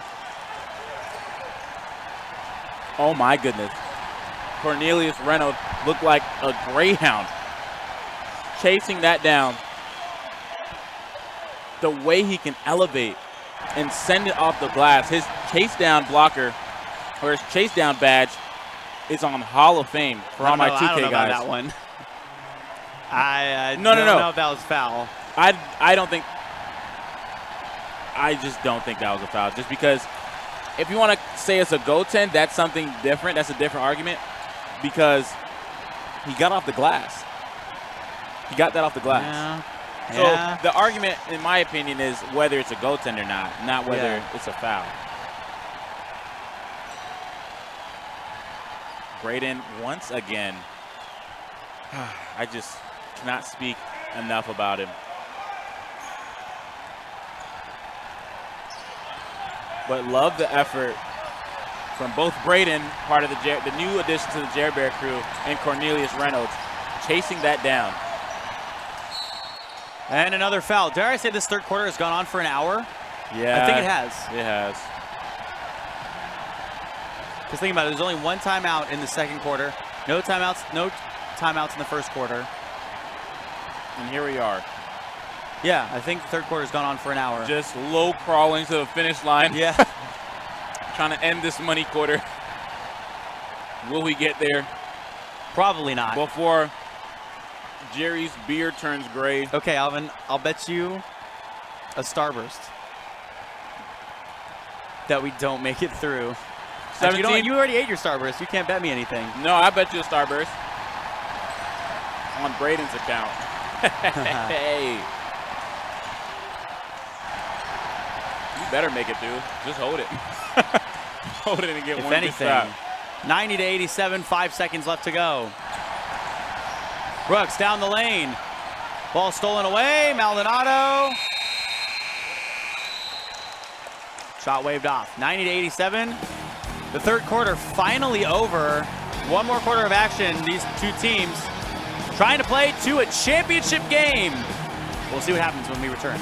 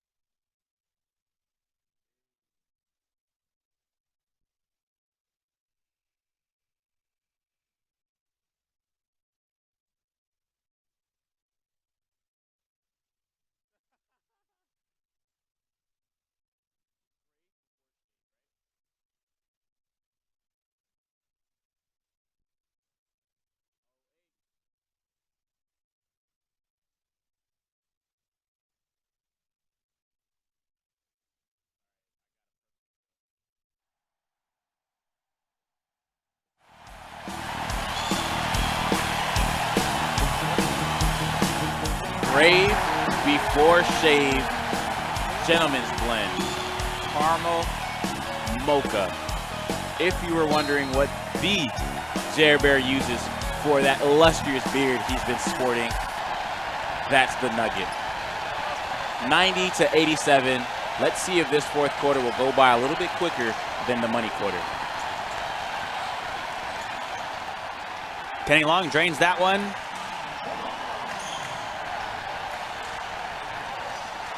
I think that was all right. Underneath. Are you kidding me? We made it 26 seconds.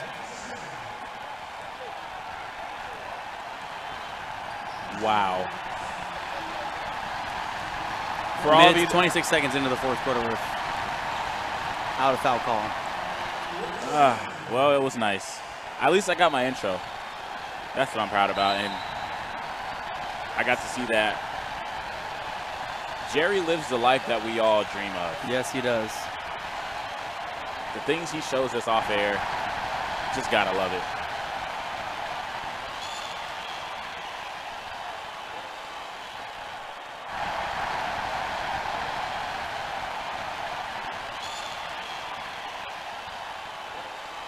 been a very tightly contested game throughout the 3 quarters we've seen thus far.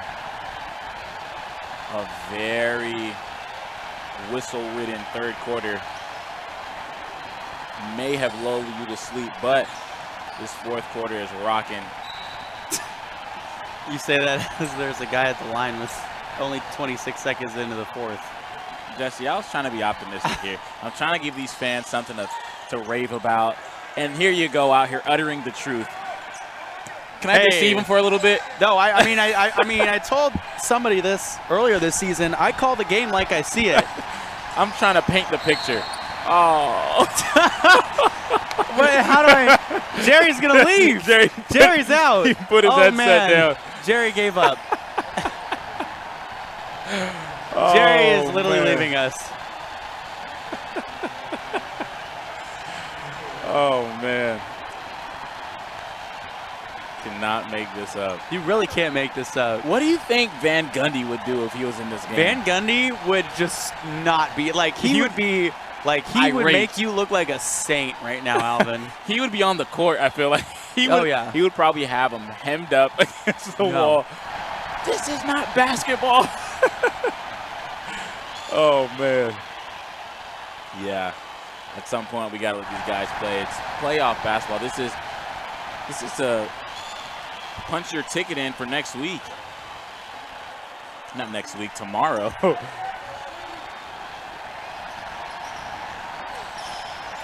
think there's been only 3 timeouts called in this game.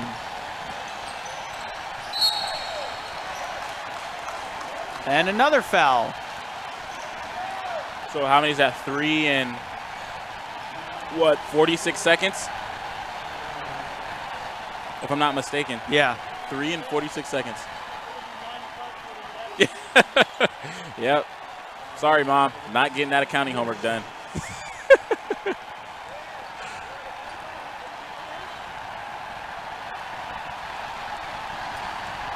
Wow. 47 foul calls in this game. 47. I got to see what the record is. Oh, my goodness. I got to see what the record is. Oh, man.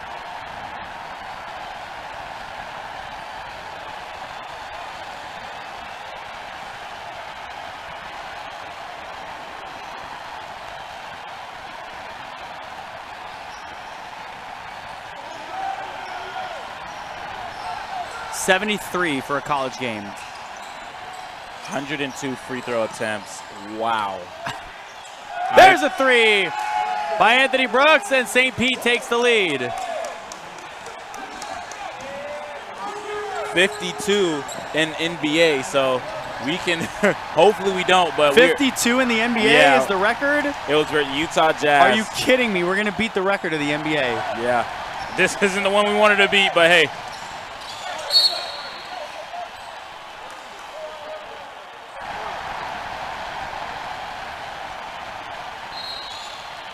Mike Butler in a little bit of pain.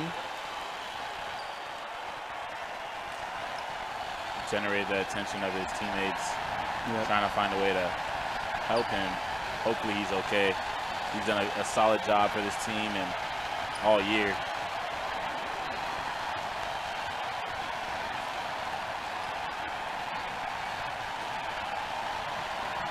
So the foul tracker is on Alvin.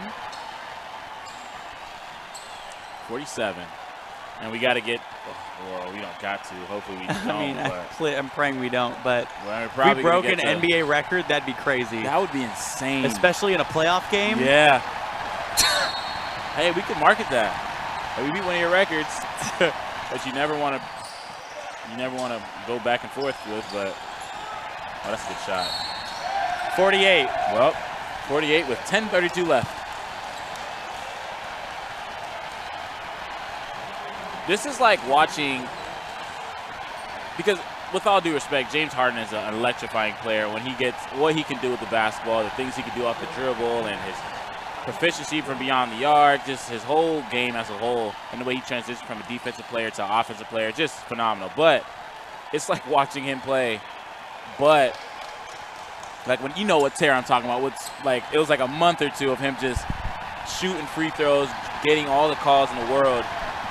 And this is like watching 10 guys like that, 10 James Harden-esque style plays, and it's just generated every call. And we're on track to...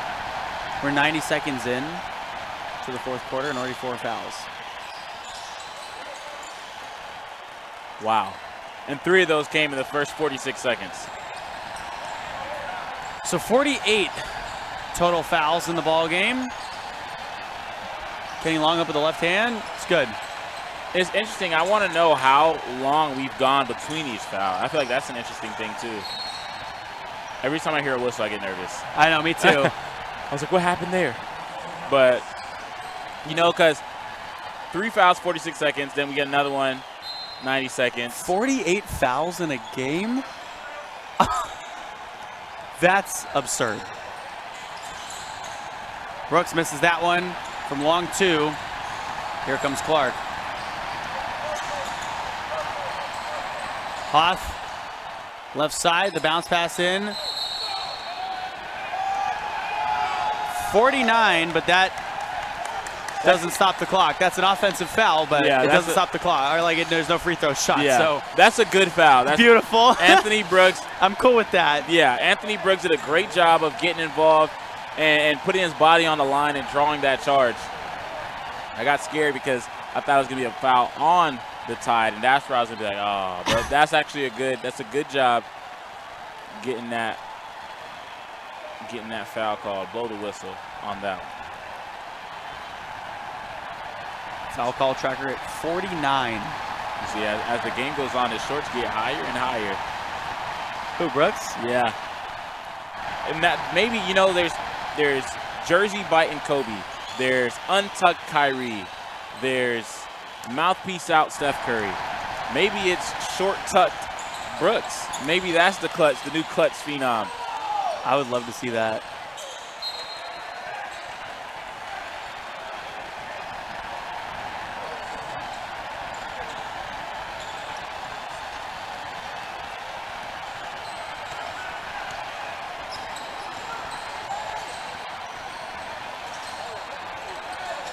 Left side.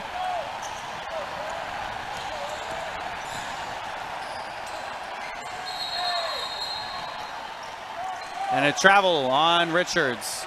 And neither of the big fellas on nor the Crocs side or the Tide side got past the timeline.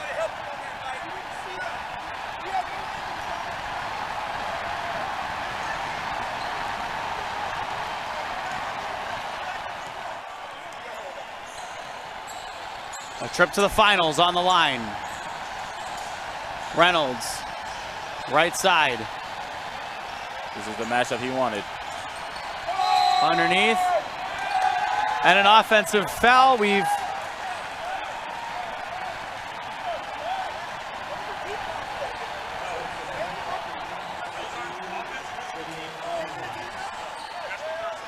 That's a good job once again by this Tide defense, getting in front, setting their feet, and drawing charges. We've seen that on multiple occasions in this fourth quarter. So now that's going to put a damper on this this attack we've seen from the Crocs. They've done a good job of playing inside out, but now you're going to have to pay attention because these guys are getting their feet and they're sliding in front of you and drawing these fouls.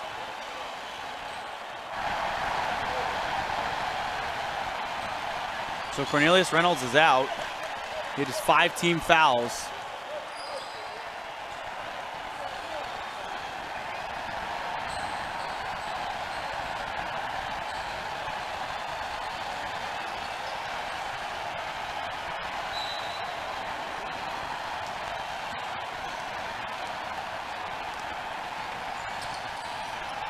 .56 team fouls is what we're going towards. We're at 50 team fouls right now. And a turnover by Richards. Wow.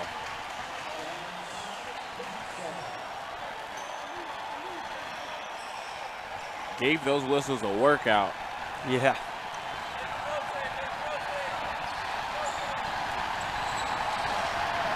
Clark, good. That's tie ball game. That's a great shot by Clark. Rhythm dribble, got right back to his mid-range where he's been so efficient in the first quarter, getting right back to that in this fourth. I was so afraid a whistle was going to be called on that one. I was just holding my breath. Oh, you know what? I should just never open my mouth. That, Jesse? Why did you I should just never open my mouth because now we're at 51 total fouls called in this game. The game was flowing. I thought we were going to get past the 8-minute mark or maybe really 30 seconds between a whistle call. But you had to say it. Now look, there's a man shooting a free throw. How do you feel, Jesse? Did it make you feel good? Did it make you feel good?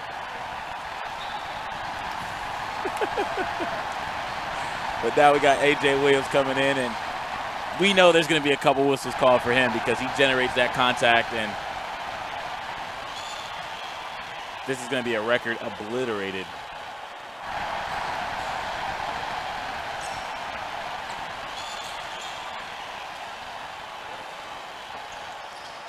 So in 2020, the Orlando 2020-2021 season, the Orlando Magic were the team that, and there's a bank shot by Kenny Long. As a team, the Orlando Magic averaged 17.2 personal fouls per game. The most was Washington with 21.8 points per game. So, okay, 21.8 points, or excuse me, not points per game, fouls per game, foul calls per game. So let's round up and say 22. So 44, you know, between the two worst foul call teams in the league. I could see that. Yeah. We're at 51, and the bank shot is good down low. But this is playoffs, though, so this is the premier teams in the league. Yeah, and that number is lower in the playoffs. I'm just saying regular season. And that's what's interesting, because usually in playoffs you let guys play, so foul calls are going to be a little less. That's a great move by Kenny Long. Oh my goodness. So Anthony Brooks has 20 points on 4 of 10 shooting. Inside there's Steve Toiloy with a made basket. That's a great job by those two.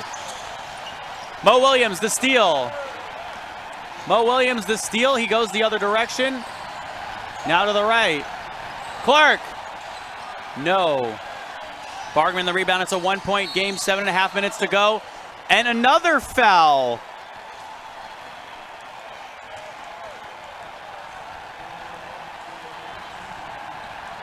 .52 total foul calls in this game.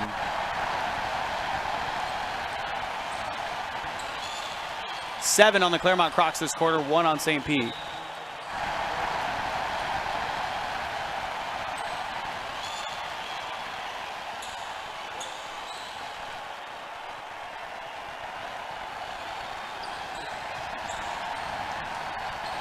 Alvin, are you okay? Short answer, no. What's the long answer? I don't think we have enough time for me to explain it all. You have 7.5 minutes plus all the foul calls that are about to come. That's the problem. Jesse, this is playoffs. This is supposed to be quick pace, running up and down, dunk on your head, talk crazy. Your hard screens, no touch fouls. The only time a foul is called is when it's like clearly impacting the shot as Steve Toiloy uses his body to get an easy bucket. I was so afraid. I was afraid too, but that's not how it's supposed to be. I know. It's supposed to be the complete opposite. So that's playoffs. It's playoffs. Let these guys play. Let them play this off. Play. Yeah, that's the steal. Clark, other direction, and gets inside. He missed it, and Cody Hoff puts it through.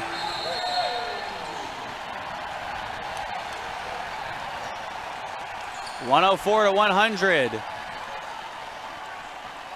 Both teams 11-3 on the season.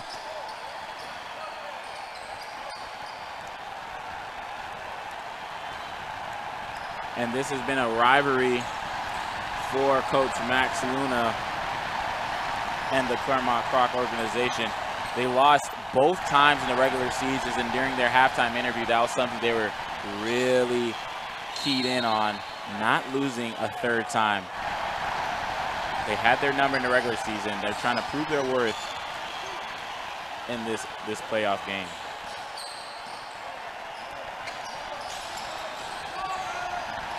Down low, blocked by Steve Toiloy. And that's a good job by Steve, moving his feet and timing that block. I really feel bad for Jerry. Yeah, Jerry's His beard balm just came in. He can't even go rub it in. Beard just screaming for some of that love, that sweet TLC. Brooks off on that one, and a foul and a make. Like, you know, I would understand it if they were playing a physical game and everything, but it's not even there that is physical. nothing egregious. Like, if it was Malice in the Palace, get it.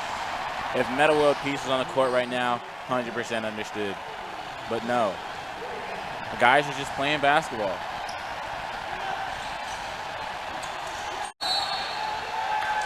Oh, I thought that was a foul. I got so scared. 104 to 102. I have PTSD with whistles now. Yeah, this is bad.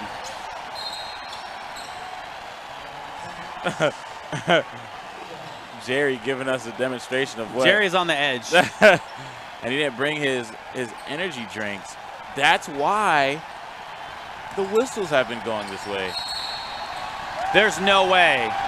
There is absolutely no way that you can call that. That is Luna's going up there trying to play defense. Anthony Brooks just beats him off the dribble. Nice extension on the finger roll. And that's it. That's it. There's no need to blow your whistle on that play. There is absolutely no reason that was called.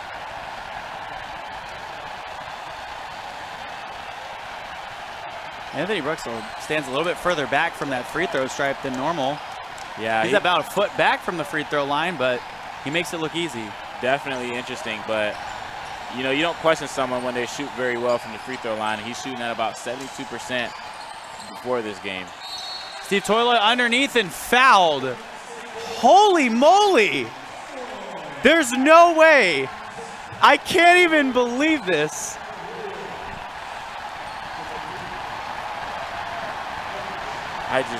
I don't know what to say anymore. How long has it been? I want to keep track of the real time this quarter lasted because there's no way. How many fouls is that in this quarter alone?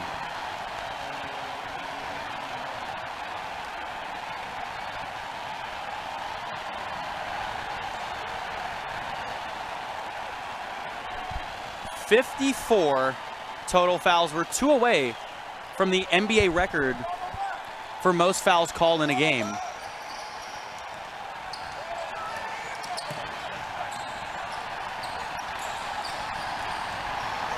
Left side, Murphy, Maldonado, Shane for 3, good! St. Pete takes the lead by 2.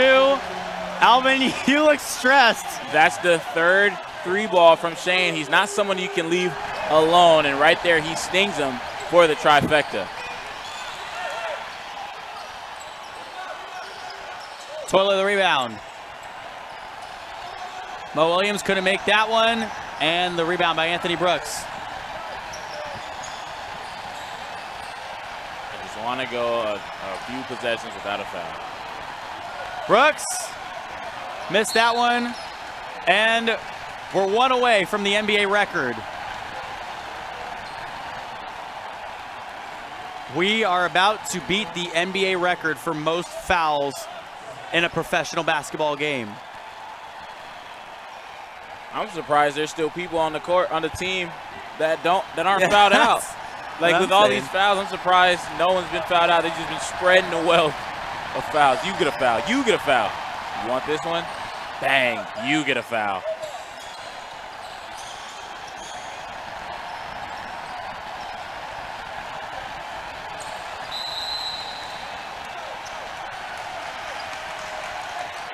Eight seconds, that's a turnover. Oh, man.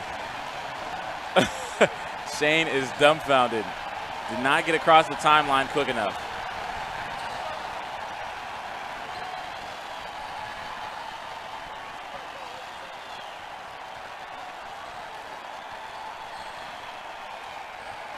.55 total fouls in this game, 1 away from the NBA record. 5 minutes to play in the 4th quarter. I feel like at this point we might as well send it. We got to break the record. We got have all to the way break the here. record. We got all the way Just here. please be offensive fouls. Yeah, but we got to break the record now. We've done all this groundwork, right? Get some glory.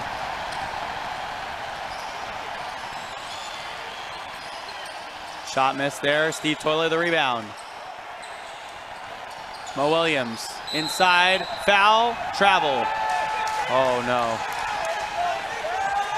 And that one right there is difficult because when he got it, he got up, picked his feet up before he put the ball on the ground. All these fouls got me tongue twisting, but that was a good call. Underneath. A foul. We have reached the NBA record.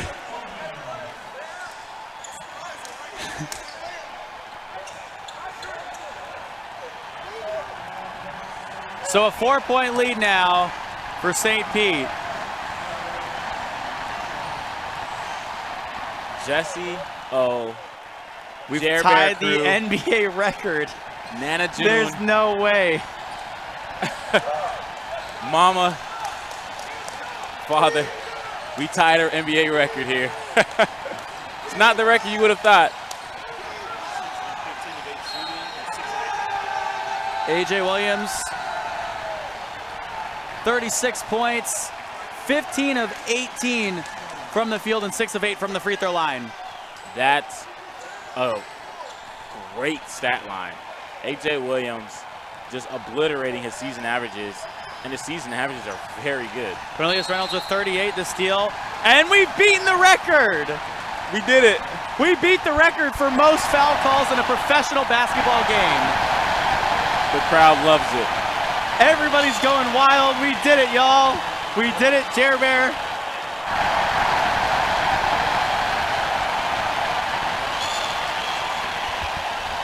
We did it. Mama, we did it. What's that Doris song? We did it. We Hooray. did it. Da, da, da, da, da. But see, like, if I heard that now, I'd be annoyed. And, you know, right now I think I'm a little annoyed. We did it. It's comedy at this point. Alvin, 111 to 106 is the score. 4 minutes and 20 seconds left to go in the ball game. And we have just beaten the record for most foul calls You think in we a professional basketball You league's think we game. can get on ESPN and they'll just have all the foul calls played? No. We did it. We broke their record. We're almost at 60. You could 60 ball. You can do 60 60 seconds of fouls. Oh my goodness. 60 for 60. Wow.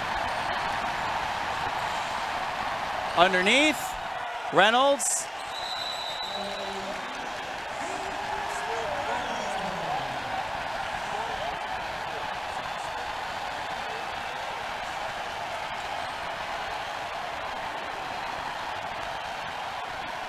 And it's interesting, we haven't really taken any commercial breaks in this broadcast. We've just It's just been fouls. you gotta carry it through. Speaking of it, Oh, wow. Okay, well, then let's get some commercials in here when we can. 4 minutes and 12 seconds left to go. We're breaking records for the right and wrong reasons. 111 to 108. The score here in the fourth quarter. Both of these teams competing for a playoff championship.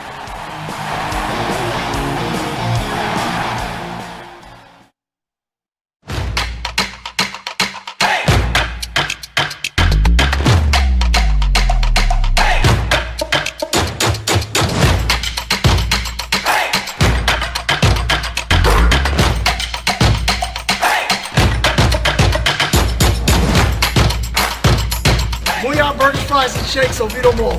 Best burger you'll ever eat. It's worth the drive.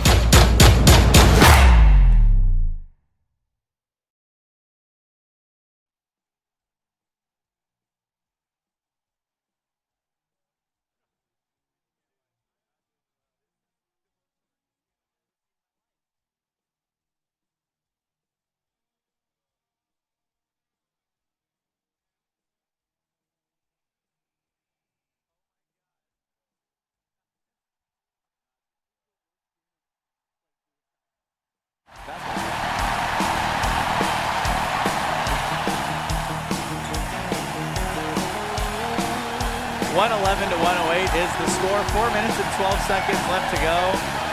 I think this is the longest semifinal game in the history of mankind. Oh, we had long games, and this was long for all the wrong reasons. It's funny, I was about to say at the beginning of the day, you know what? We only have, this game has gone on for 2 hours and 14 minutes. Thank you for all the loyal fans out there staying true, sticking to us, listening to us. Yeah, Alvin and I are trying to have as much fun as humanly possible over here. On these steel chairs. Yep, there's another one. So I think I even kind of gave up calling the game for a second there. I was just calling the fouls. I mean, hey, that's a good angle to take. We'd call the game there too, because, you know, I just genuinely want to know how long, like the length of time we've gone from each foul. Like, I want to know it's the longest time we've gone. And I would bet 3 minutes. No. I don't think we've gone that long. Actually, well, in the first call. 2 quarters, yes. Oh yeah, Maybe. the first 2 quarters was okay. I would say like 2 minutes. Yeah. But I guess I don't know what the average is anyways. Like, I don't know what the average length of time between calls is or are. 24 fouls in the first 2 quarters combined. And we're at almost 60. And there's another one. That's a great shot. I feel so bad. Okay, Clark makes the shot, draws the foul. Got to change my attitude. 112 to 110. And you look like you're not changing your attitude anytime soon. Come on, Alvin. I don't know if – oh, that was an and one. So if that's an and one, that's a great bucket. But I just don't – the thing is I didn't see the foul. Like, it's one thing when you see, like, okay, he got that shot with contact. You hear it, you see it, you feel it. That's a bucket. And one. Yeah. That was not that. That was just a great leaner by Clark. I didn't see the foul. 112 to 111. Both of these teams sloppy with the ball. 21 assists, 21 turnovers for St. Pete. 19 turnovers, 12 assists for Clermont. Here's Shane spinning, throws it up with the left hand, off balance, no. Ball knocked away, and the rebound by Zell Murphy. That's a great job by the Tide. Have to force up a bad shot, but able to get it right back. Sukup out beyond the arc. Here's C.J. Bargman. Now Bargman, right side up with the right hand, no good. Steve Toiler the rebound, taken away by Zell Murphy. Anthony Brooks for 3, off the mark. And I'm holding my breath.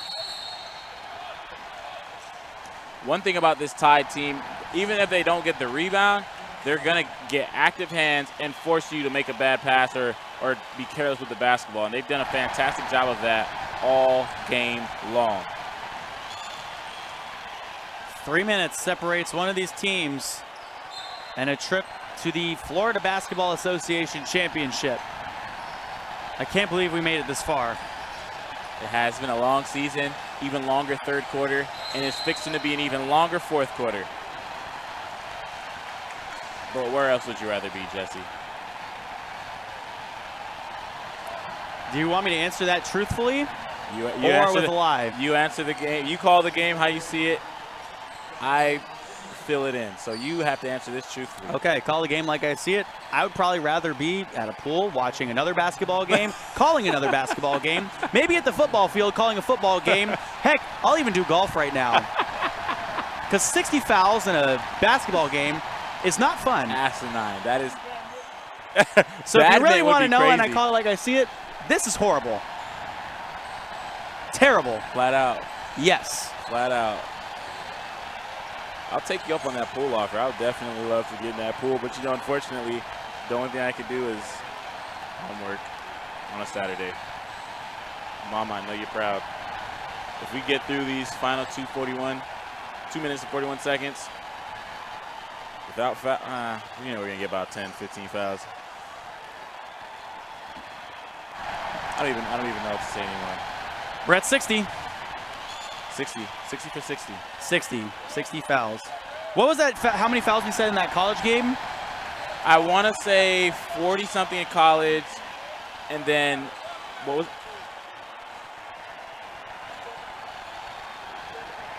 73. Oh, my. if we please, we cannot afford to break the college. No. 73. Well, oh my goodness. is that another one? Yeah, that is. So we're at 61 now.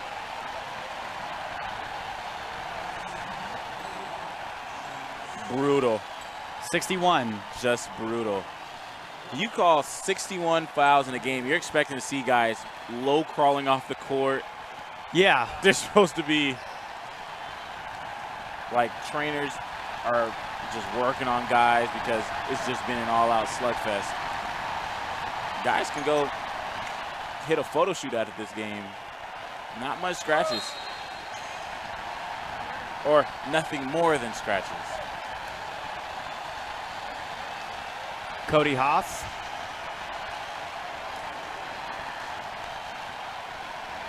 Makes the first one. I'm glad we are doing live stats today because rewatching this game would have been a struggle for me. He misses the second one. Rebound by Toyloy, and here comes the Clermont Crocs. Reynolds up top to the left side. The Crocs lead by 1. Hoth underneath, it goes out of bounds. Oh, I got so scared. Wow. Ooh, Alvin's been hitting the gym, guys. I haven't been there in about a month, but oh, wow. Well, we still keep the tone because we've done it for so long, my body just knows. But there's a funny little play. I know it's not related, but Josh Shane definitely got some sweat in his mouth. You could see that look on his face from anywhere. and a foul on the floor, so our foul count is at 62.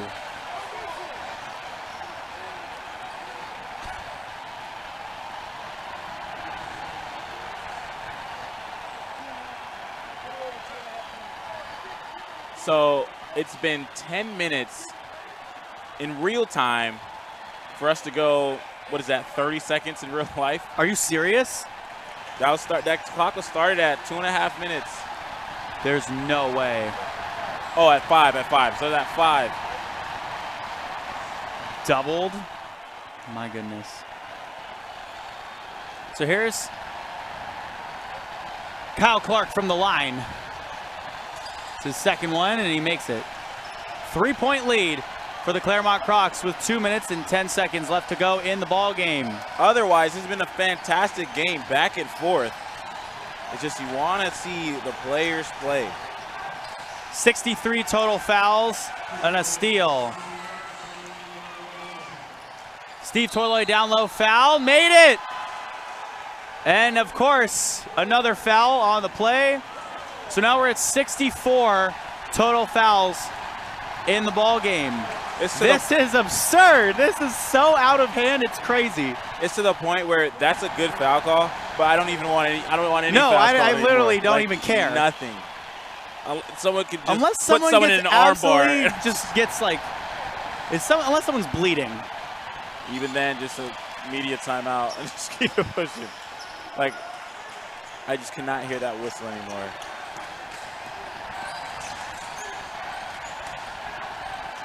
St. Pete won the battle of these teams last time by 2. The fadeaway from Richards. And Steve Toyloy versus Anthony Brooks, and they're having a little conversation with each other. How about that? They had a dance with him. Look, Anthony Brooks got him by the waist. The slow music is playing. They might get a little bachata in. Steve Brooks got his shorts rolled up.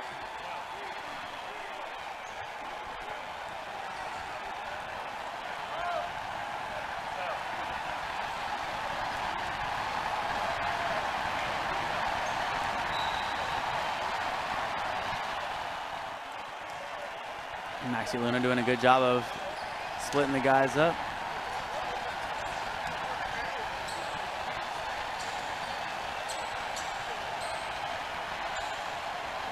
Coach Maxi Luna doing a fantastic job. That was a great job by Maxi Luna. Of mediating and not allowing it to get out of hand, because Steve Toyloy, for all you guys that don't know, he is 6'9", 280 pounds. So if he gets angry and starts throwing things like Hulk, 100%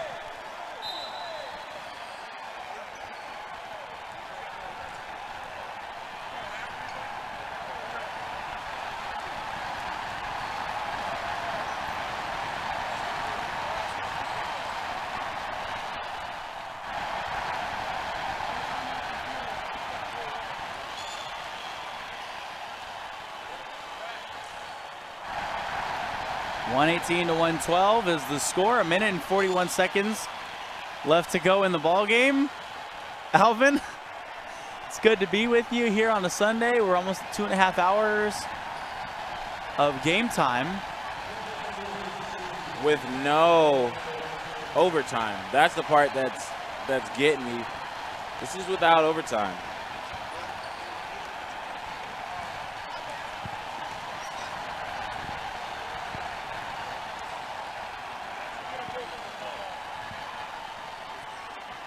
Jerry Pettit doing it all for everybody here. He's helping the including officials. Keeping me sane. He's helping us look good.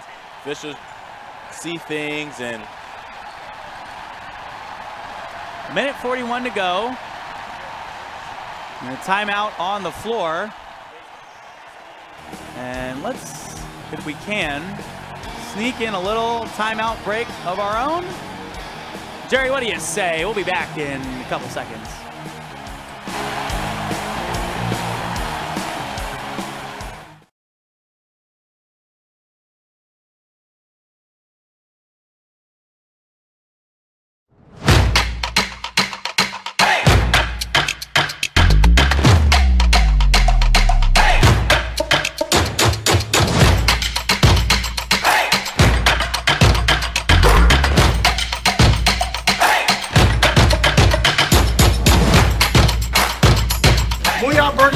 Shakes Oviedo Mall. Best burger you'll ever eat. It's worth the drive.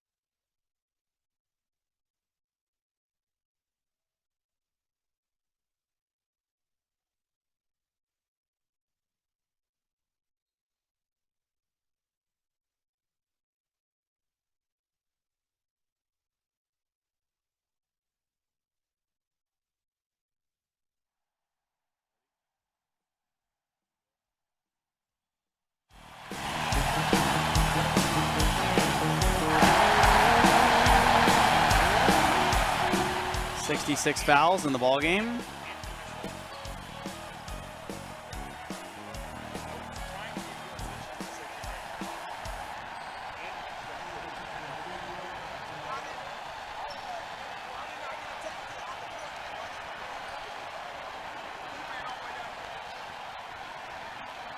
(118 to 112). Under 2 minutes to play here in the fourth.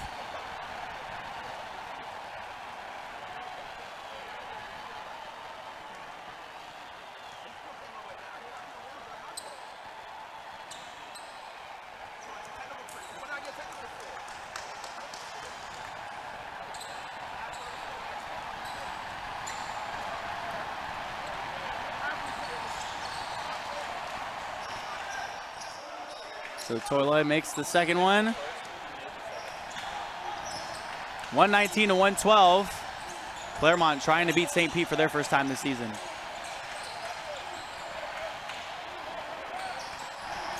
Bargman hits the long three. Wow. It's a 4-point game. What a shot by Bargman.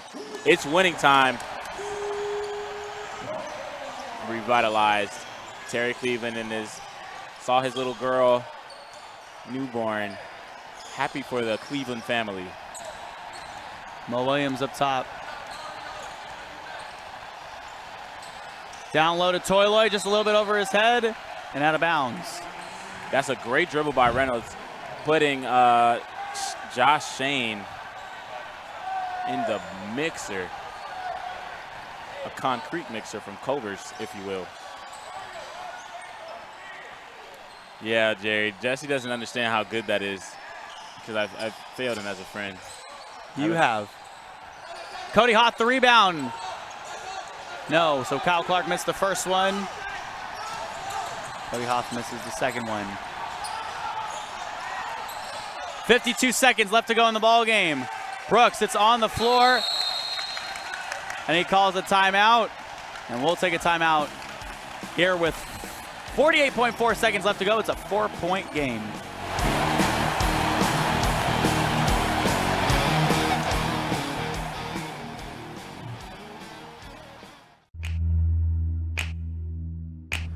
Poly Wealth Management is an innovative provider of wealth management and financial planning services. For over 2 decades, our advisors have been providing clients with sound, professional, and unbiased financial advice, investment management, and wealth planning. Our philosophy has remained unchanged through the years, and that is to make what can be a complex process straightforward and easy to understand. We specialize in the creation and protection of wealth through comprehensive financial, insurance, and retirement planning. 119 to 115, 48.4 seconds left to go in the ball game. Clermont trying to seal the deal and get into the finals as an expansion team, first-year expansion team. That'll be huge, but you know it's even more excruciating because since it's such a close game, inevitably we're going to have the intentional fouls. 3 on the way, no. Ball's in the air. And CJ Bargman comes away with it, and he calls another timeout with 40 seconds left to go. We'll take a timeout here with 30 seconds left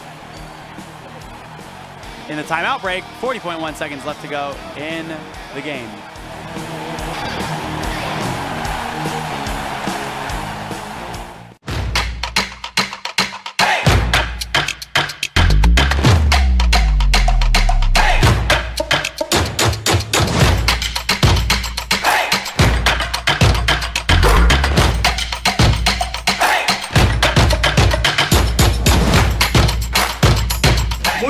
Fries and shakes Oviedo Mall. Best burger you'll ever eat. It's worth the drive.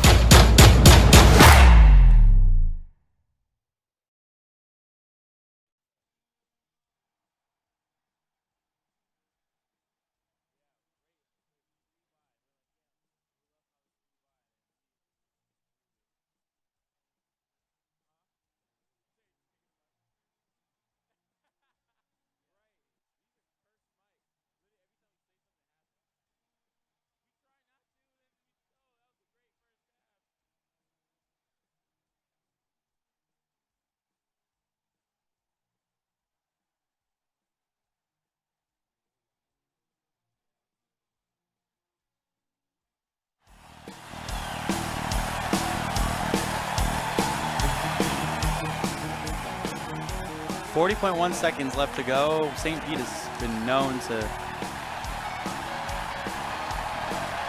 get big here in the final 40 seconds of the game. Be sure to look at AJ. Be sure to look at Anthony Brooks. Those are the big game hitters.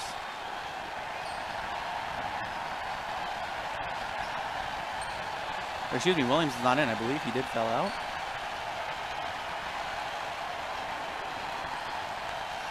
You guys fouled out. You see Zell over there, Zell Murphy.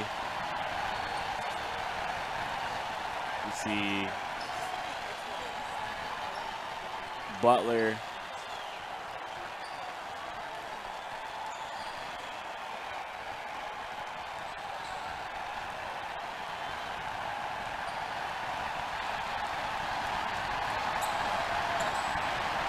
.119 and 115.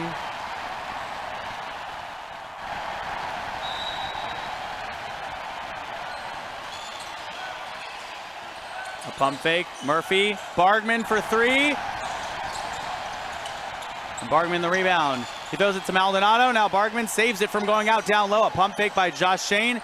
Inside. Now to the right. Maldonado for 3. Good! It's a 1-point game! Big men shoot threes in the FBA. That's Maldonado's second basket of the ball game. And that's the most points he scored our season, and what a time to do it. So now they'll foul Cody Hoth.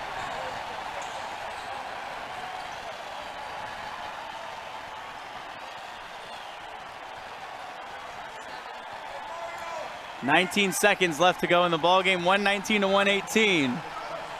And Anthony Brooks giving him a bit of advice. Hey, there's other guys on the court that we can foul. You do not want to send Cody Hoth to the free throw line. He's shooting 76 from the stripe, and he's had a hot hand all game.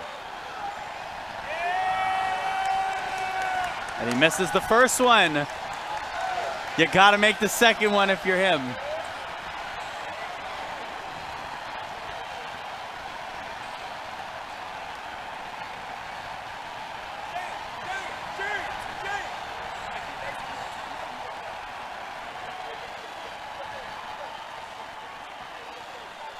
Love the communication from this Tide organization, trying to commit their craziest comeback. So Cody Hoth makes the second one, and a timeout by the Clermont Crocs.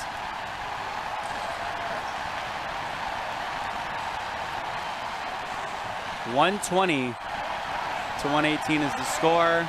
We're going to take a timeout break real quick from our broadcast, and we'll be back. It's a 2-point game, 19 seconds left to go in the ball game.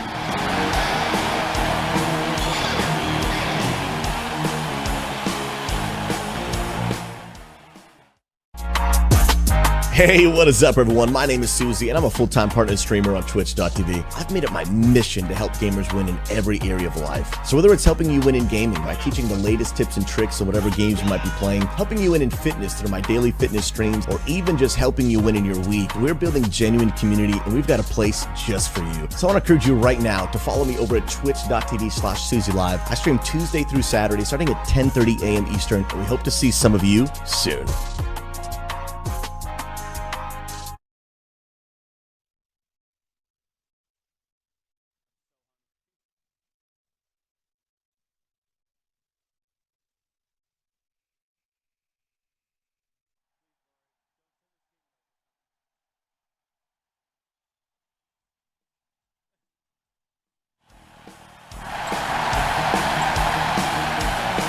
$120 to 118 with 19 seconds left to go in the fourth quarter.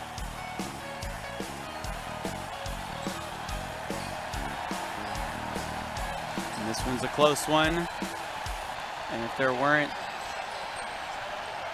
weren't 67 foul calls in the game, this game might have been a lot more fun. Exciting, because this has been a great game. It's been a great game. Lots of lead changes. It's just, it has been completely dictated by the officials. And look, it's 19 seconds, a 2-point game. What more could you want? Yeah. It's just, except for the fact that there's probably a foul call coming. Dominic Johnson inside up with the right hand. He missed everything. Cody Hoth pulls it down and he's fouled. So he has a chance to put this one out of reach.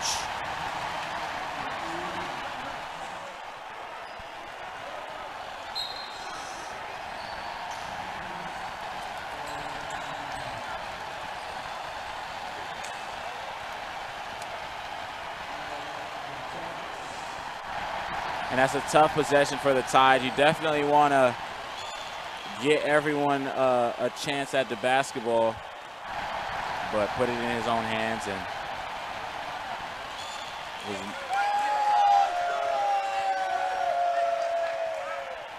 he makes the first one.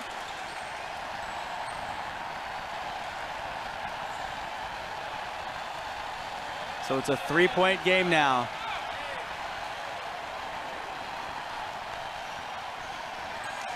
And the second one is good. A 2-possession game. Maldonado to Brooks. Brooks on the far side, left corner, 3, an air ball. Cody Hoth fouled, and will this be where the mighty fall? St. Pete has been in control in the top 2 all season long.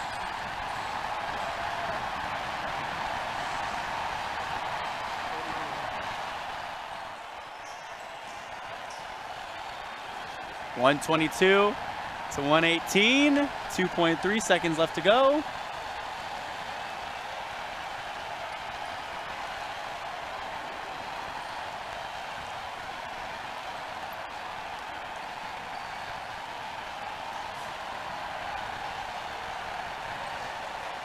Cody makes the first one.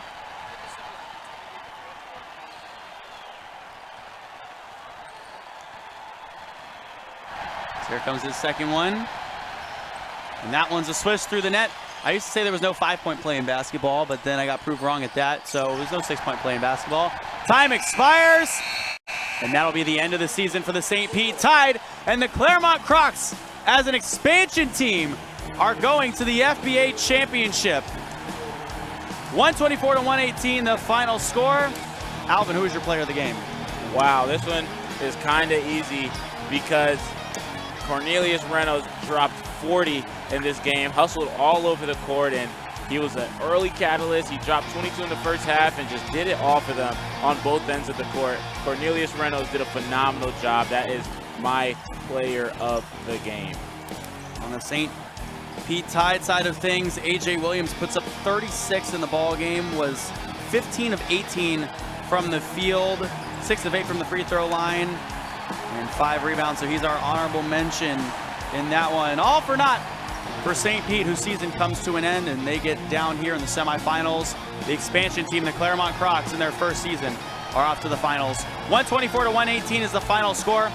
Stick with us. We have one more basketball game on the way today, and hopefully that one will not take as long as this. And I guarantee you it won't, because there's no way that they will call another 67 fouls in a ball game. When we return, a lot more basketball, and this one's going to be exciting. These two teams have had it out for each other since the beginning, so it's something you don't want to miss. Jesse O, Alvin Delvey, Jerry Pettit, Brandon Parham, and Braden Carter. We'll all be right back in just a sec.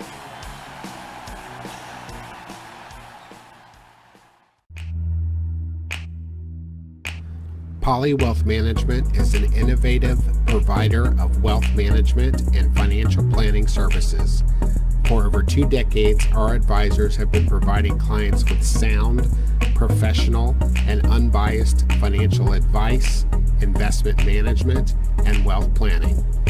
Our philosophy has remained unchanged through the years, and that is to make what can be a complex process straightforward and easy to understand. We specialize in the creation and protection of wealth through comprehensive financial, insurance, and retirement planning.